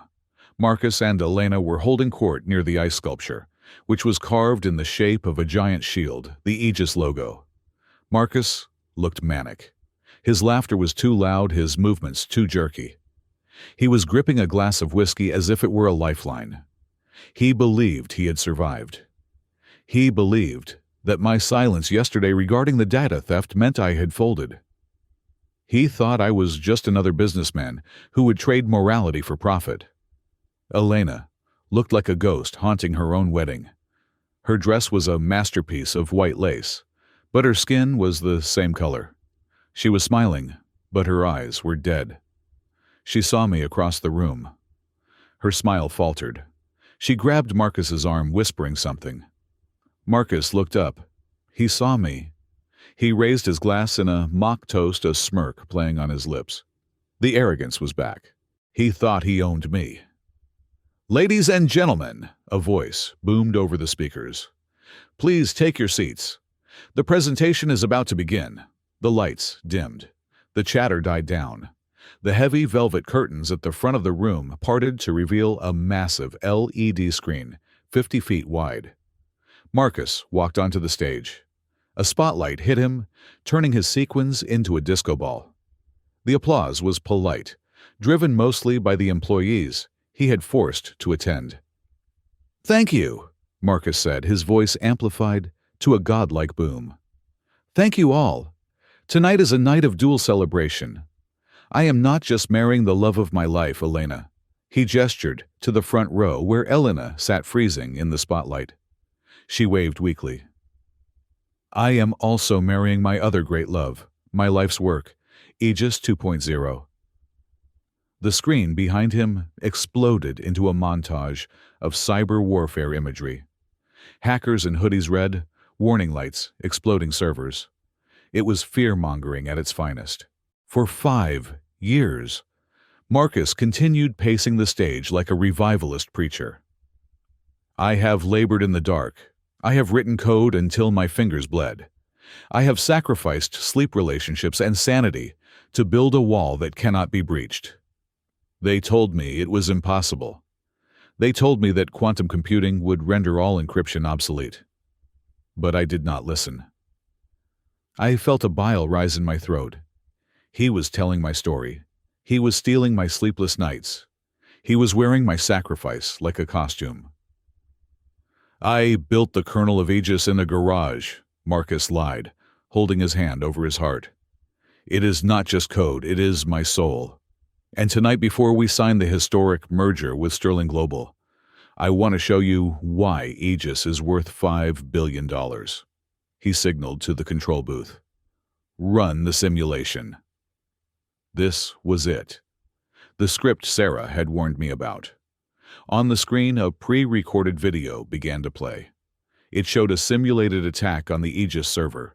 A progress bar showed the attack failing, bounced off by the firewall. It was a cartoon. It was fake. It proved nothing. I stepped away from the pillar. I began to walk down the center aisle. My footsteps were silent on the plush carpet, but my presence was loud. People turned to look. They saw the man in the black suit, walking toward the stage, with the inevitability of a funeral procession. "Mr. Thorne," I called out. My voice was not amplified, but I projected it with enough force to cut through the hum of the speakers. Marcus froze. The video on the screen continued to play, disconnected from reality. "Mr. Garcia," Marcus said, his smile tightening into a rictus of annoyance. "We are in the middle of a presentation. If you could wait until the Q&A session." "The due diligence period expires in 45 minutes, Marcus," I said, continuing to walk. I reached the front row. I did not sit. I stood directly below the stage, looking up at him. And as the representative of Sterling Global, I cannot authorize the transfer of $5 billion based on a pre-recorded video file. The room went deathly silent. The investors shifted in their seats. The journalists raised their cameras. This was unscripted drama. This was blood. "This is a standard demo," Marcus stammered, sweat beginning to bead on his forehead under the hot lights. "It illustrates the core capabilities." "It illustrates a movie," I corrected him. "We are not buying a movie. We are buying a shield. You claim Aegis 2.0 features the new quantum intrusion defense protocol. You claim it is unhackable." "It is," Marcus insisted. "Then show us," I said. "Turn off the video. Connect the server to the live network. Let us see the quantum defense handle a real-time injection attack." Marcus laughed nervously. "David, be reasonable. We cannot run a live penetration test at a wedding. The risk of network latency, the Wi-Fi interference." "Are you saying the software is fragile?" I asked, turning to face the audience. "If it cannot handle the Wi-Fi at the Celestia Hotel, how will it handle a coordinated attack from a state actor? Perhaps the $5 billion valuation is premature." A murmur of agreement rippled through the crowd. The investors were looking at each other, frowning. Marcus saw his empire crumbling. He looked at Elena. She was staring at her lap. "Fine," Marcus snapped. You want a live demo? We will do a live demo. Technician, bring up the live terminal. A technician scrambled onto the stage and connected a laptop to the main display. The screen flickered, replacing the slick video with a stark black command line interface. Happy, Marcus sneered.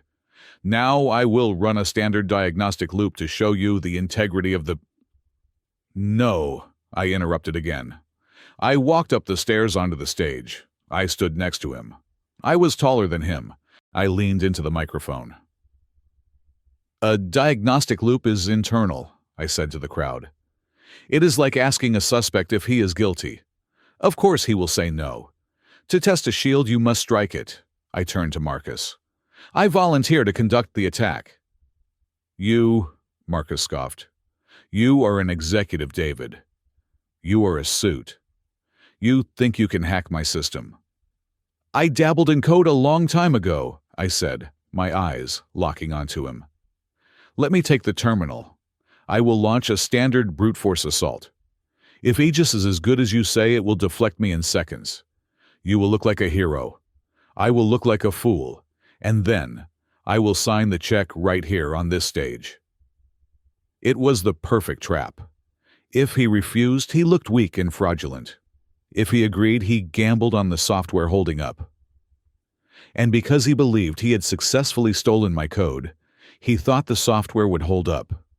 He didn't know about the modifications. He didn't know about the cracks in the foundation. Do it! Someone from the crowd shouted. It was one of the skeptical journalists. Do it! Do it! The chant started. The crowd wanted a show. Marcus looked at the sea of faces. He looked at the checkbook in Regina's hand in the front row. Greed won out over caution. Fine, Marcus hissed, stepping away from the podium. Be my guest. Try your best, Garcia. Don't embarrass yourself. I walked to the podium. I placed my hands on the keyboard. It was a mechanical keyboard, the keys raised and clicky. It felt like coming home. Connect me to the external port. I ordered the technician. The screen flashed. External connection established. I am initiating a level 5 intrusion, I announced to the room. I will attempt to bypass the firewall using a polymorphic code injection. If the quantum defense is active, it should identify my signature and lock me out within 10 seconds. It will lock you out in 2, Marcus bragged, crossing his arms. I cracked my knuckles. It was a theatrical gesture, but I enjoyed it. I began to type. I did not type random gibberish like they do in the movies. I typed syntax. I typed logic. My fingers flew across the keys, a blur of motion. Target port 8080. Payload the mirror script. Authorization override. On the giant screen behind me, lines of green code began to cascade down like a digital waterfall. The audience gasped. It looked complex, terrifying, and beautiful. System status, I called out. Firewall holding, Marcus said, looking at a secondary monitor. See, you are not even scratching the paint. Not yet, I whispered. I typed the command to search for the hidden signature, the binary name. Search string 01 0001 0001 100001 0111 01 1001 1101 001 01 1001 00. The system paused. The scrolling text froze for a microsecond. It had found the heartbeat. What is that? Marcus asked, stepping closer, frowning. Why did it stop? It is thinking, I said. It is recognizing an old friend. I hit the final sequence, the backdoor command. Execute reveal, _source. David, what are you doing? Marcus's voice rose in panic. He saw a command line he didn't recognize. That is not a standard attack vector. Stop. Too late, I said.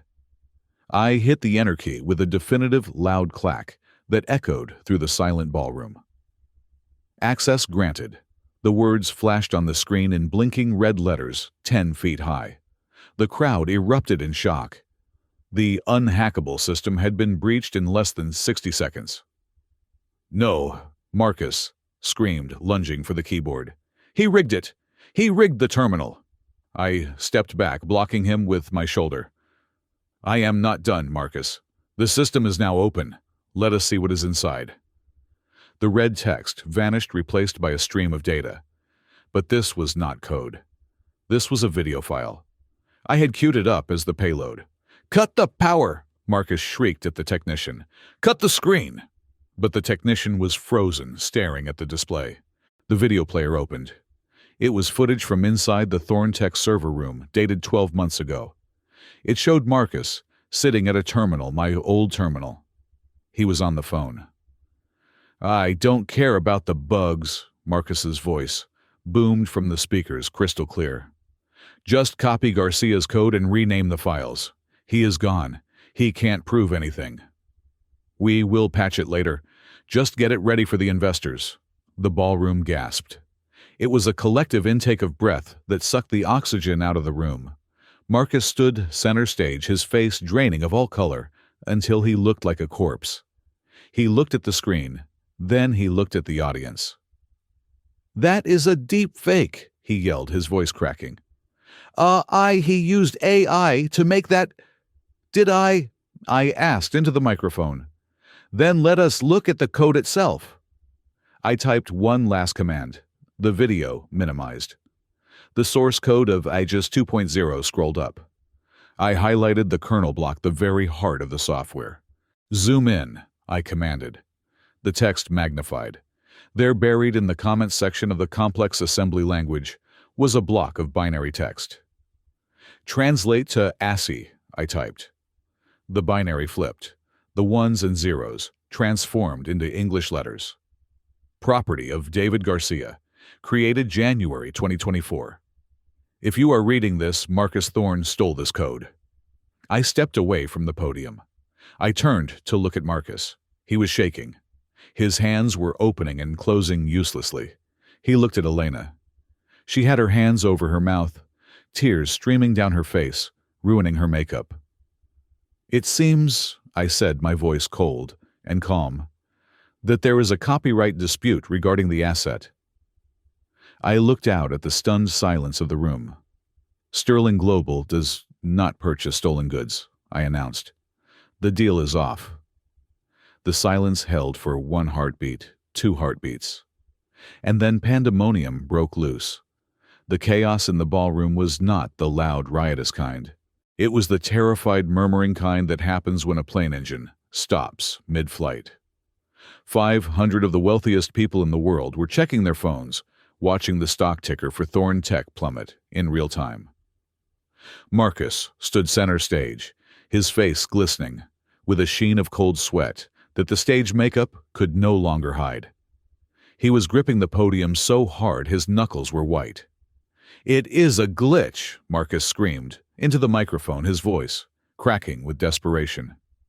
"It is a display error. Technician, cut the feed. Cut the power to the screen."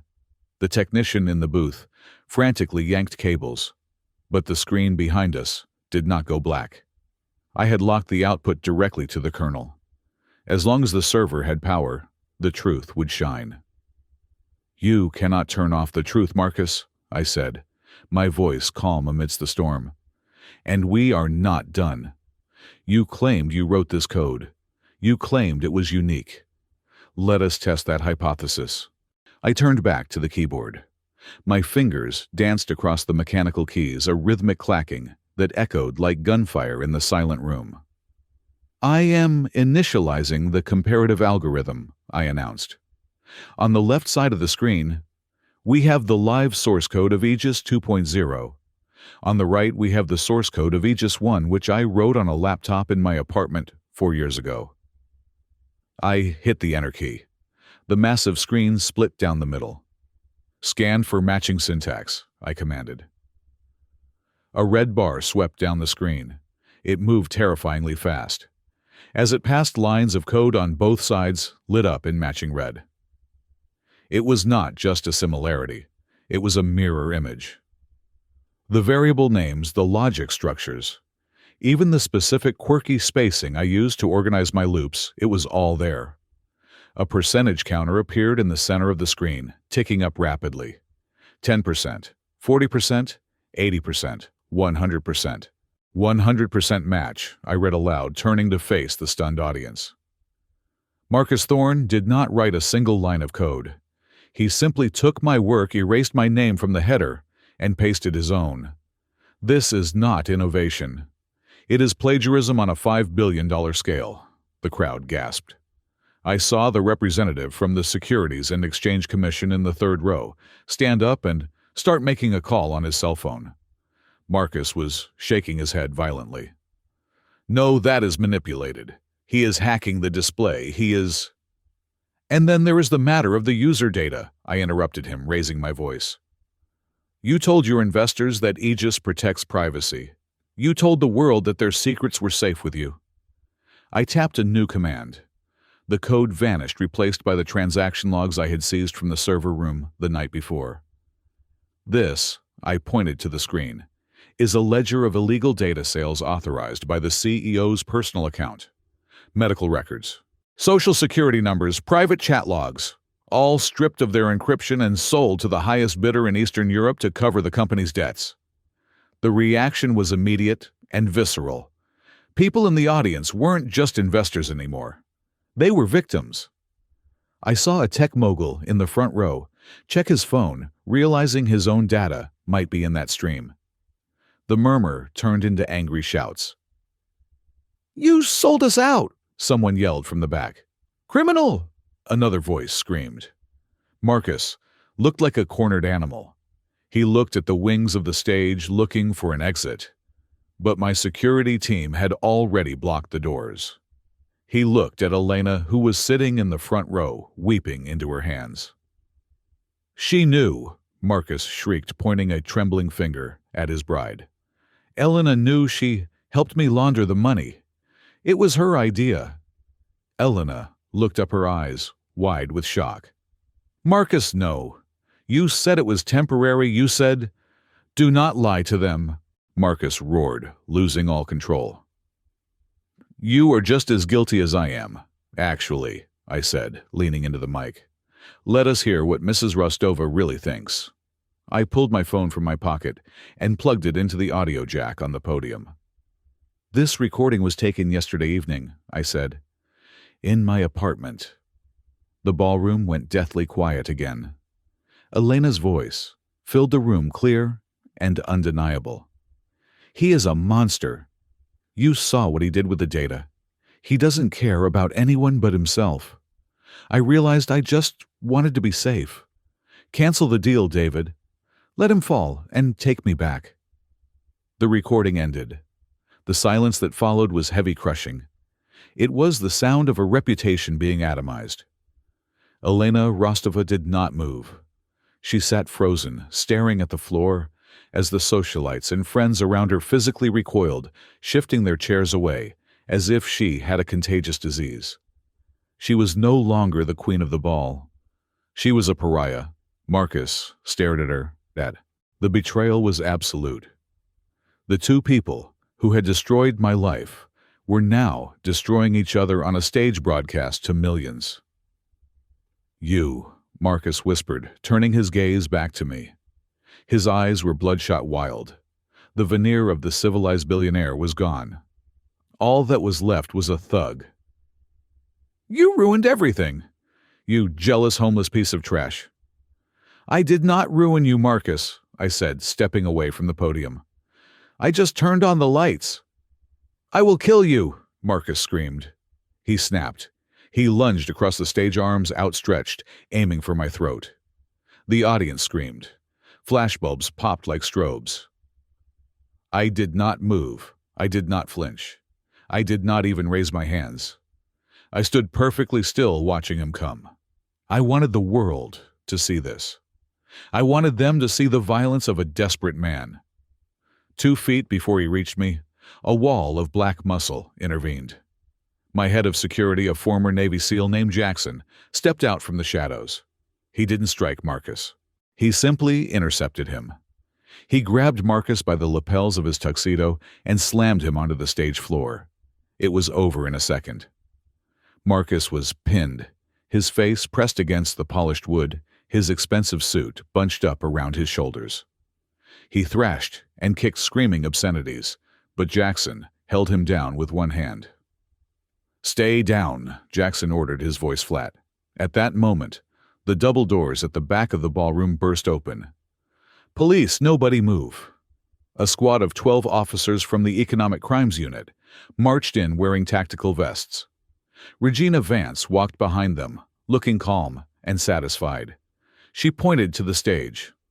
"That is him," she said. "Marcus Thorne, and the woman in the front row, Elena Rostova. We have the warrants for wire fraud, intellectual property theft, and grand larceny." The officers swarmed the stage. They pulled Marcus up, wrenching his arms behind his back. The click of the handcuffs was audible over the microphone, which had fallen to the floor. Another team approached Elena. She didn't resist. She stood up slowly, looking dazed. As the officer cuffed her, she looked at me. Her eyes were pleading, begging for a savior. I looked at her, and I felt nothing. No hate, no love.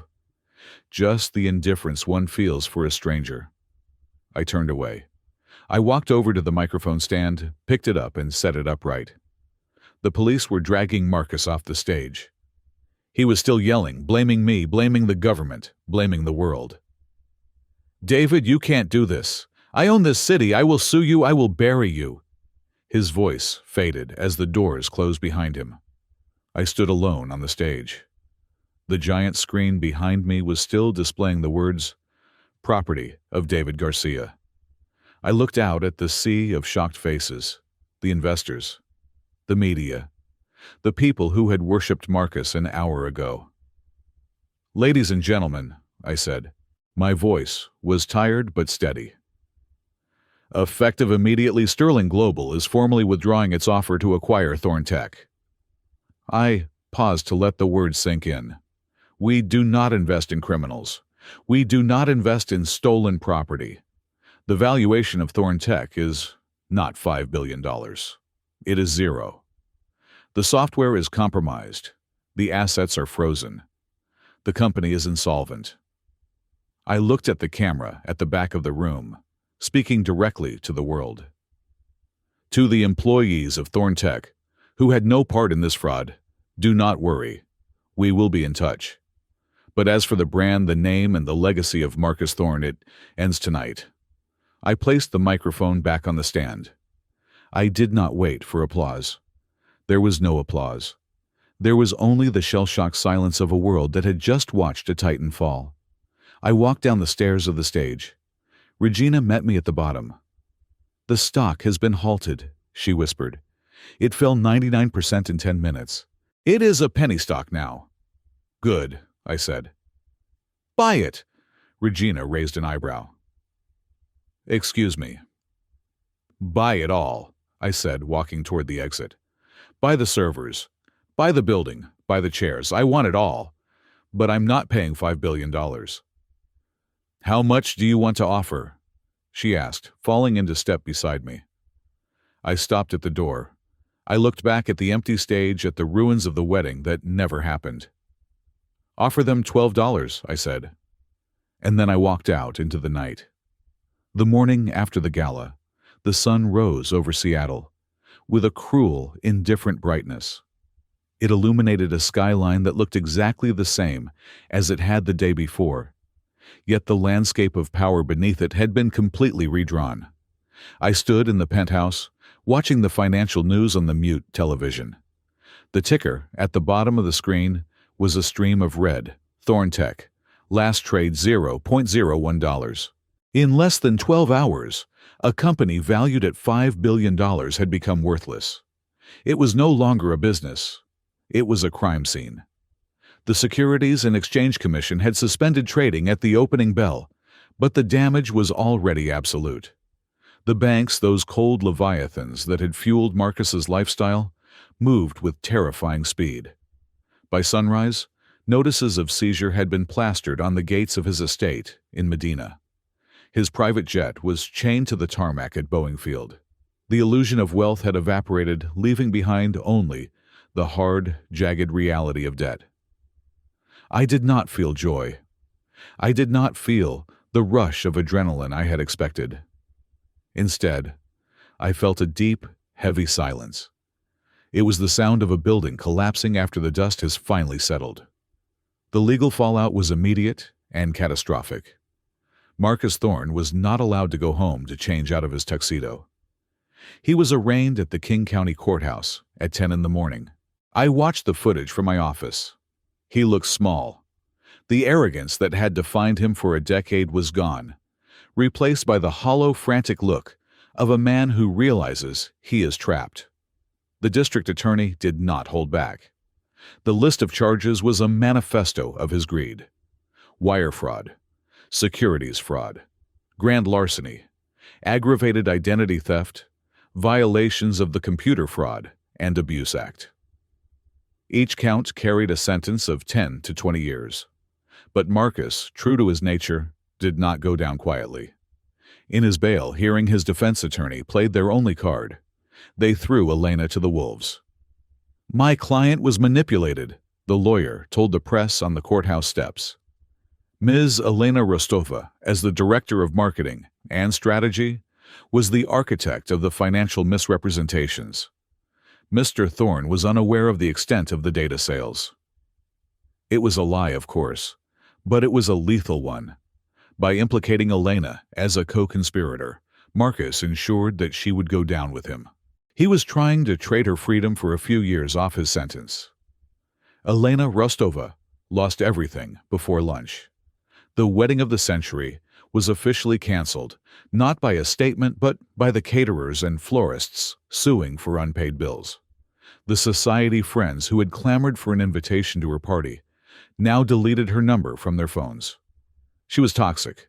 The fashion brands she represented dropped her contracts within the hour. Her personal accounts were frozen by the federal investigators as part of the RICO predicate. She was not just broke. She was a pariah. 2 days later, she found me. I was leaving the Sterling Tower, heading to my car. It was raining again, a light, misty drizzle that coated the city in gray. She was standing near the valet stand, shivering. She was not wearing the green silk dress or the white lace gown. She was wearing jeans and a raincoat that looked 2 sizes too big. She carried a single tote bag. My security detail moved to intercept her, but I raised a hand. "It is all right," I said. "Give us a moment." I walked over to her. She looked up. Her face was scrubbed clean of makeup, revealing the dark circles of sleeplessness and the raw redness of crying. She looked older. She looked human. "David," she said. Her voice was cracked. "Elena," I replied. I kept my hands in my pockets. The distance between us was only 3 feet, but it felt like an ocean. "They took the condo," she whispered. "They took the car. My cards are declined. I couldn't even check into a motel last night. I slept in the lobby of a hospital until security kicked me out." She looked at me, searching for the man she used to know, the man who would have given her the coat off his back. "Marcus threw me under the bus," she continued to sob, catching in her throat. "He is telling them everything was my idea. I am going to prison, David. I need a lawyer. I need help." "You need a lawyer," I agreed calmly. "The court will appoint one for you if you cannot afford it." "A public defender," she gasped. "David, please. I know you are angry, but we were married. We had a life. You have billions now. Just a loan. Enough to get me out of the city. Enough to start over somewhere else. Please. I am begging you." She reached out to grab my sleeve. I stepped back. It would have been easy to write her a check. $10,000 meant nothing to me now. It was less than the cost of the suit I was wearing. But Arthur Sterling's voice echoed in my head. "Don't just beat them. Teach them a lesson about loss." Giving her money would not help her. It would only enable the same dependency that had led her here. She had moved from me to Marcus because she was afraid to stand on her own 2 feet. She had sold her soul for safety. "I cannot give you money, Elena," I said. My voice was not angry. It was just final. "And I cannot save you from the consequences of the choices you made." "So you are just going to leave me on the street?" she cried, her desperation turning into anger. "You are going to let me starve? Is that your revenge?" "No," I said. "That is not revenge. That is reality." I reached into the inside pocket of my jacket. I pulled out a small white card. It was not a Sterling Global business card. It was a cheap printed card with a coffee stain on the corner. I had kept it in my wallet for a year. I held it out to her. "What is this?" she asked, taking it with trembling fingers. "It is the address of the Second Chance Employment Center on 3rd Avenue, I said. "They help people who have hit rock bottom. They have a shelter program, and they have job placement for manual labor. Dishwashing, cleaning, construction." She stared at the card, as if it were a poisonous insect. "You expect me to wash dishes?" "I wash dishes," I said. "I swept floors. I slept in a car. And I survived. You asked for a second chance, Elena. That card is the only second chance you're going to get. You have to earn it." "I can't," she whispered, tears spilling onto the card. "I can't do that." "Then you will not survive," I said. "The choice is yours. Start from the bottom, like I did. Learn what it means to build a life instead of stealing one." I turned my back on her. "David," she screamed. I did not look back. I walked to the waiting car, got in, and closed the door. As we drove away, I watched her in the rearview mirror. She was standing in the rain, clutching the card, looking small and alone against the backdrop of the city she used to think she owned. The final act of the war was not fought with weapons but with a gavel. The liquidation auction for the assets of Thorn Tech took place 1 week later. It was a somber affair held in a bankruptcy court. The vultures were their competitors looking to pick apart the carcass for patents and server hardware. But they did not stand a chance. I sat in the back row with Regina. When the auctioneer opened the bidding for the core infrastructure and intellectual property of Thorn Tech, I raised my paddle. $100 million, I said. The room went silent. The assets were valued at barely $20 million in their current toxic state. I was overpaying, but I was making a statement. I was not just buying a company. I was reclaiming my history. "Going once," the auctioneer said, looking around. No one moved. "Going twice. Sold to Sterling Global." The gavel came down. Aegis was mine again.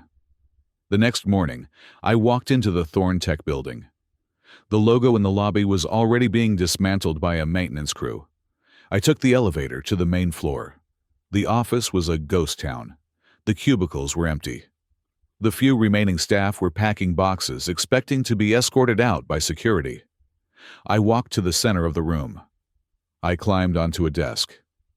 "Attention, everyone!" I shouted. The rustling stopped. 50 terrified faces looked up at me. Among them, I saw Sarah. She was holding a box of her personal belongings, looking resigned. "My name is David Garcia," I said. "Some of you know me, some of you don't. I am the new owner of this building." I looked at Sarah and smiled. "Put your boxes down," I said. "Nobody is being fired today." A murmur of confusion rippled through the room. "I am rehiring every single employee who was not involved in the fraud," I announced. "And I am raising your salaries by 20% effective immediately. We have a lot of work to do. We have to fix the code. We have to rebuild the trust. And we have to strip the name Thorn off every wall in this building." Sarah dropped her box. She put her hands to her mouth. I hopped down from the desk and walked over to her. "I told you I would need you," I said. "How does the title of Chief Technology Officer sound?" She laughed, crying at the same time. She hugged me. It was the first time I had been hugged in a year. It felt warm. It felt like the ice around my heart was finally beginning to melt. "Let's get to work," I said. 3 weeks later, on a clear, crisp afternoon, I drove the black Lincoln out to the private cemetery on the edge of the city. I walked up the grassy hill to the Sterling family plot. It was a simple grave, marked by a black granite stone. Arthur Sterling, 1950 to 2026. He played the long game. I stood there for a long time. The wind rustled the trees. I was wearing the suit he had bought for me. I was driving his car. I was living his life. I carried a leather-bound folder under my arm. I knelt down and placed it on the grass in front of the headstone. Inside was the final report, the acquisition papers, the new stock listing for Garcia Sterling Systems, and the news clipping of Marcus Thorne's sentencing 25 years in federal prison without the possibility of parole. "It is done, Arthur," I said softly. I thought about what he had told me in the car. Teach them a lesson about loss. I had done that. Marcus had lost his freedom. Elena had lost her status. But standing there, looking at the grave of the man who had saved me, I realized that the lesson wasn't just for them. It was for me, too. I had lost my anger. I had lost the obsession that had fueled me for 12 months. I had burned the hatred as fuel, and now the tank was empty. But unlike before, I wasn't stranded. I had a company to run. I had people relying on me. I had a future that wasn't defined by the people who had hurt me. I reached out and touched the cold stone. "Thank you," I whispered. "Rest easy, old man. I have the watch now." I stood up, brushed the grass from my knees, and turned back toward the city. The sun was setting, casting long golden shadows across the path. For the first time in a long time, I wasn't looking back at the darkness behind me. I was looking at the road ahead. The 30-day clock on the wall of the Sterling Global boardroom ticked down the final second. It was 9 in the morning on a Monday. The deadline, set by Arthur Sterling's will, had officially expired. I sat at the head of the table. The seat was still warm from the body heat of the lawyers who had just left, taking with them the signed affidavits and the finalized acquisition papers of the company formerly known as Thorne Tech. Regina Vance stood by the window, looking out at the city. She turned to me, her expression softer than I had ever seen it. "It is done, Mr. Garcia," she said. "The probationary period is over. The assets are fully vested. The board has unanimously ratified your appointment. You are no longer the interim executor. You are the chairman." I looked down at my hands. They were the same hands that had gripped a steering wheel in a freezing parking lot a month ago, praying for a miracle. Now, they held the reins of a $52 billion empire. "It feels heavy," I admitted. "Power always is," Regina replied. "The question is, what will you do with it? Most men in your position would buy a yacht or an island. They would disappear." I stood up and walked over to the window. I looked at the skyline. I saw the cranes building new towers. I saw the traffic flowing like blood through the arteries of the city. "I am not going anywhere, Regina," I said. "I spent a year being invisible. I have no intention of disappearing again. We are going to make some changes." The first change was the name. Thorne Tech was dissolved. In its place, I established Aegis Systems. We were going back to the beginning, back to the mission of protection. But my true work lay elsewhere. I took 10% of my personal inheritance, $5 billion, and established the Arthur and Garcia Foundation.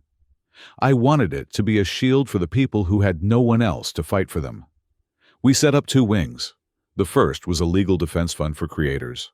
I hired an army of aggressive copyright lawyers whose sole job was to represent engineers, artists, and writers who had their work stolen by corporations. If a kid in a garage wrote a brilliant code and a giant tech firm tried to crush him, my lawyers would be there to stand in the gap. The second wing was personal. We launched the Hidden Talent Initiative. It was a program designed to find the homeless who had fallen through the cracks, the engineers, the teachers, the veterans who had skills but had lost their way due to bad luck or medical debt. We didn't just give them soup, we gave them housing. We gave them therapy. We gave them jobs. We gave them their dignity back. I wanted to ensure that no genius ever had to freeze in a Ford Focus again.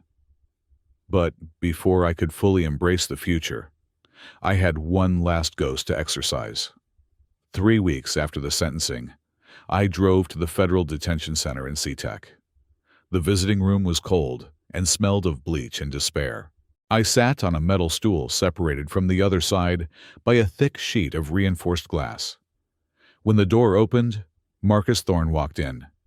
He looked like a different species. The tan was gone, replaced by a prison pallor. His hair was shaved close to his scalp. He wore an orange jumpsuit that hung loosely on his frame. He had lost weight. He shuffled to the chair and sat down. He picked up the phone receiver. I picked up mine. "Hello, Marcus," I said. He stared at me. His eyes were dull, but there was still a flicker of that old toxic hate burning deep within them. "You look good," he rasped. "The suit fits."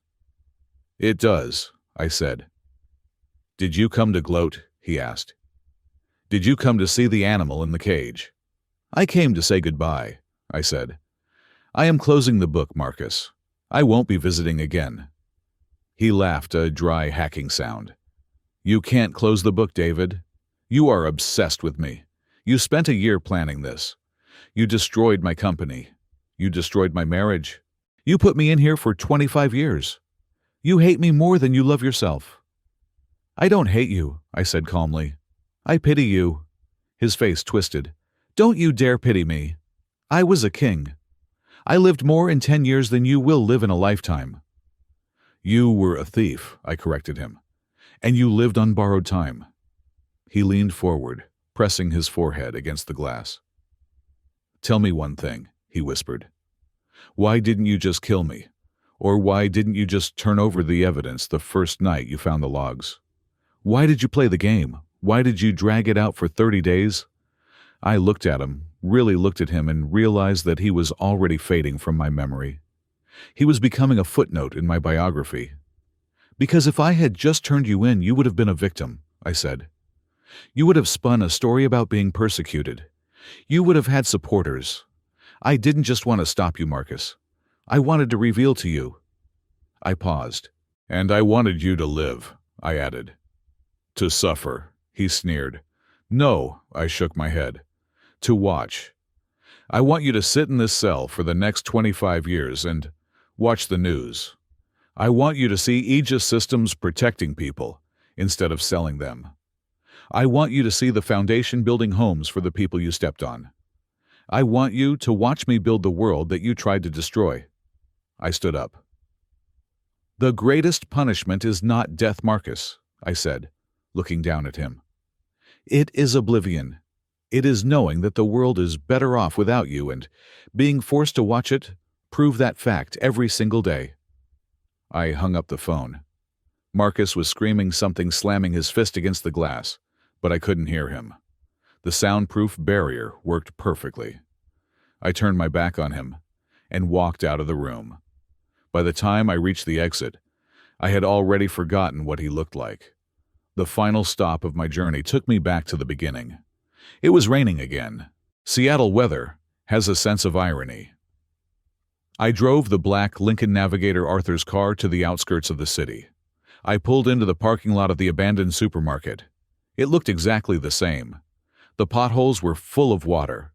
The streetlights were still broken. The shadows were still long and menacing. I parked in the same spot where I used to park my Ford. I turned off the engine and sat there listening to the rain hammer on the roof. It was a sound that used to terrify me. Now it was just weather. I looked to my left. There was a car parked 3 spaces away. It was an old Chevrolet sedan, rusted around the wheel wells, with a window taped up with plastic sheeting. The windows were fogged up from the inside. I felt a jolt of recognition that stopped my breath. I opened my door and stepped out into the rain. I didn't use an umbrella. I walked over to the Chevrolet. I could see a shape inside. A young man, maybe 25, curled up in the driver's seat, wrapped in a sleeping bag. I tapped on the glass. The figure jumped. The young man scrambled up, eyes wide with terror. He looked at me, a man in a bespoke suit standing in the rain, and he panicked. He reached for the ignition, trying to start the car to flee. "Wait!" I shouted through the glass. "I am not the police. I am not here to hurt you." He hesitated. The car sputtered and died. He didn't have gas. He rolled the window down an inch, just like I had done with Arthur. "What do you want?" he asked, his voice trembling. "I don't have any money." "I know," I said. "I don't want your money." I reached into my pocket. But I did not pull out a $100 bill. Money runs out. Money is a Band-Aid on a bullet wound. I pulled out a key and a business card. "Here," I said, sliding them through the crack. He took them, looking confused. "What is this?" "The key is for an apartment on 4th Street, I said. "Unit 4B. It is fully paid for. It has heat, a shower, and a refrigerator full of food. It is yours for 6 months. No questions asked." He looked at the key, then at me. "Is this a joke? Who are you?" "And the card." I continued, ignoring his question. "Is for the Arthur and Garcia Foundation. Ask for Regina. Tell her David sent you. We have a program for job placement. We can help you get back on your feet." The young man stared at me. He was shaking, not just from the cold, but from the shock of kindness. "Why?" he choked out. "Why would you do this?" I looked at the rusted roof of his car. I remembered the hunger. I remembered the loneliness. I remembered the feeling of being trash. "Because someone once gave me a ride when I had nothing," I said. "He told me that a diamond is only formed under pressure. You are under pressure right now, son. But you don't have to break." I leaned in closer. "You don't need to sell your life for $100, I said, echoing the choice I had almost made. "You just need a chance. This is your chance. Take it." The young man started to cry. He unlocked the door and opened it. He looked like he wanted to hug me, but he was too ashamed of his dirt. "Go," I said, pointing to my car. "I will drive you there. Leave this heap here. You don't need it anymore." He got out of the car. He stood in the rain looking at the sky, and for the first time he smiled. I looked up too. The rain was slowing down. The heavy gray clouds were parting in the west. A single shaft of golden sunlight pierced through the gloom, hitting the wet pavement and making it shine like a mirror. I walked back to the Lincoln. I was soaking wet, my expensive shoes were ruined, and my hair was plastered to my forehead. But I had never felt cleaner. I got in and started the engine. As I pulled out of the lot, with the young man following me in the passenger seat, I looked at my reflection in the rearview mirror. I didn't see the victim anymore. I didn't see the avenger. I didn't see the billionaire. I saw a builder. I shifted the car into drive and headed toward the city, toward the tower, toward the work that was waiting to be done.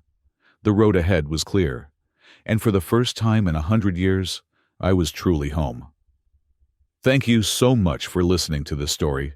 It has been a long journey from the bottom of the barrel to the top of the world, and I am grateful you stayed with me until the very end. I would love to know where you are listening from right now. Are you in your car, at the gym, or maybe relaxing at home? Please leave a comment below and tell me your location and what you thought of David's decision in the end. If you enjoyed this story, please subscribe to the Calm Revenge Stories channel, hit the like button on this video, and press the hype button to help this story reach more people who might need a reminder that even when you are down, you are never out. Thank you, and see you in the next story.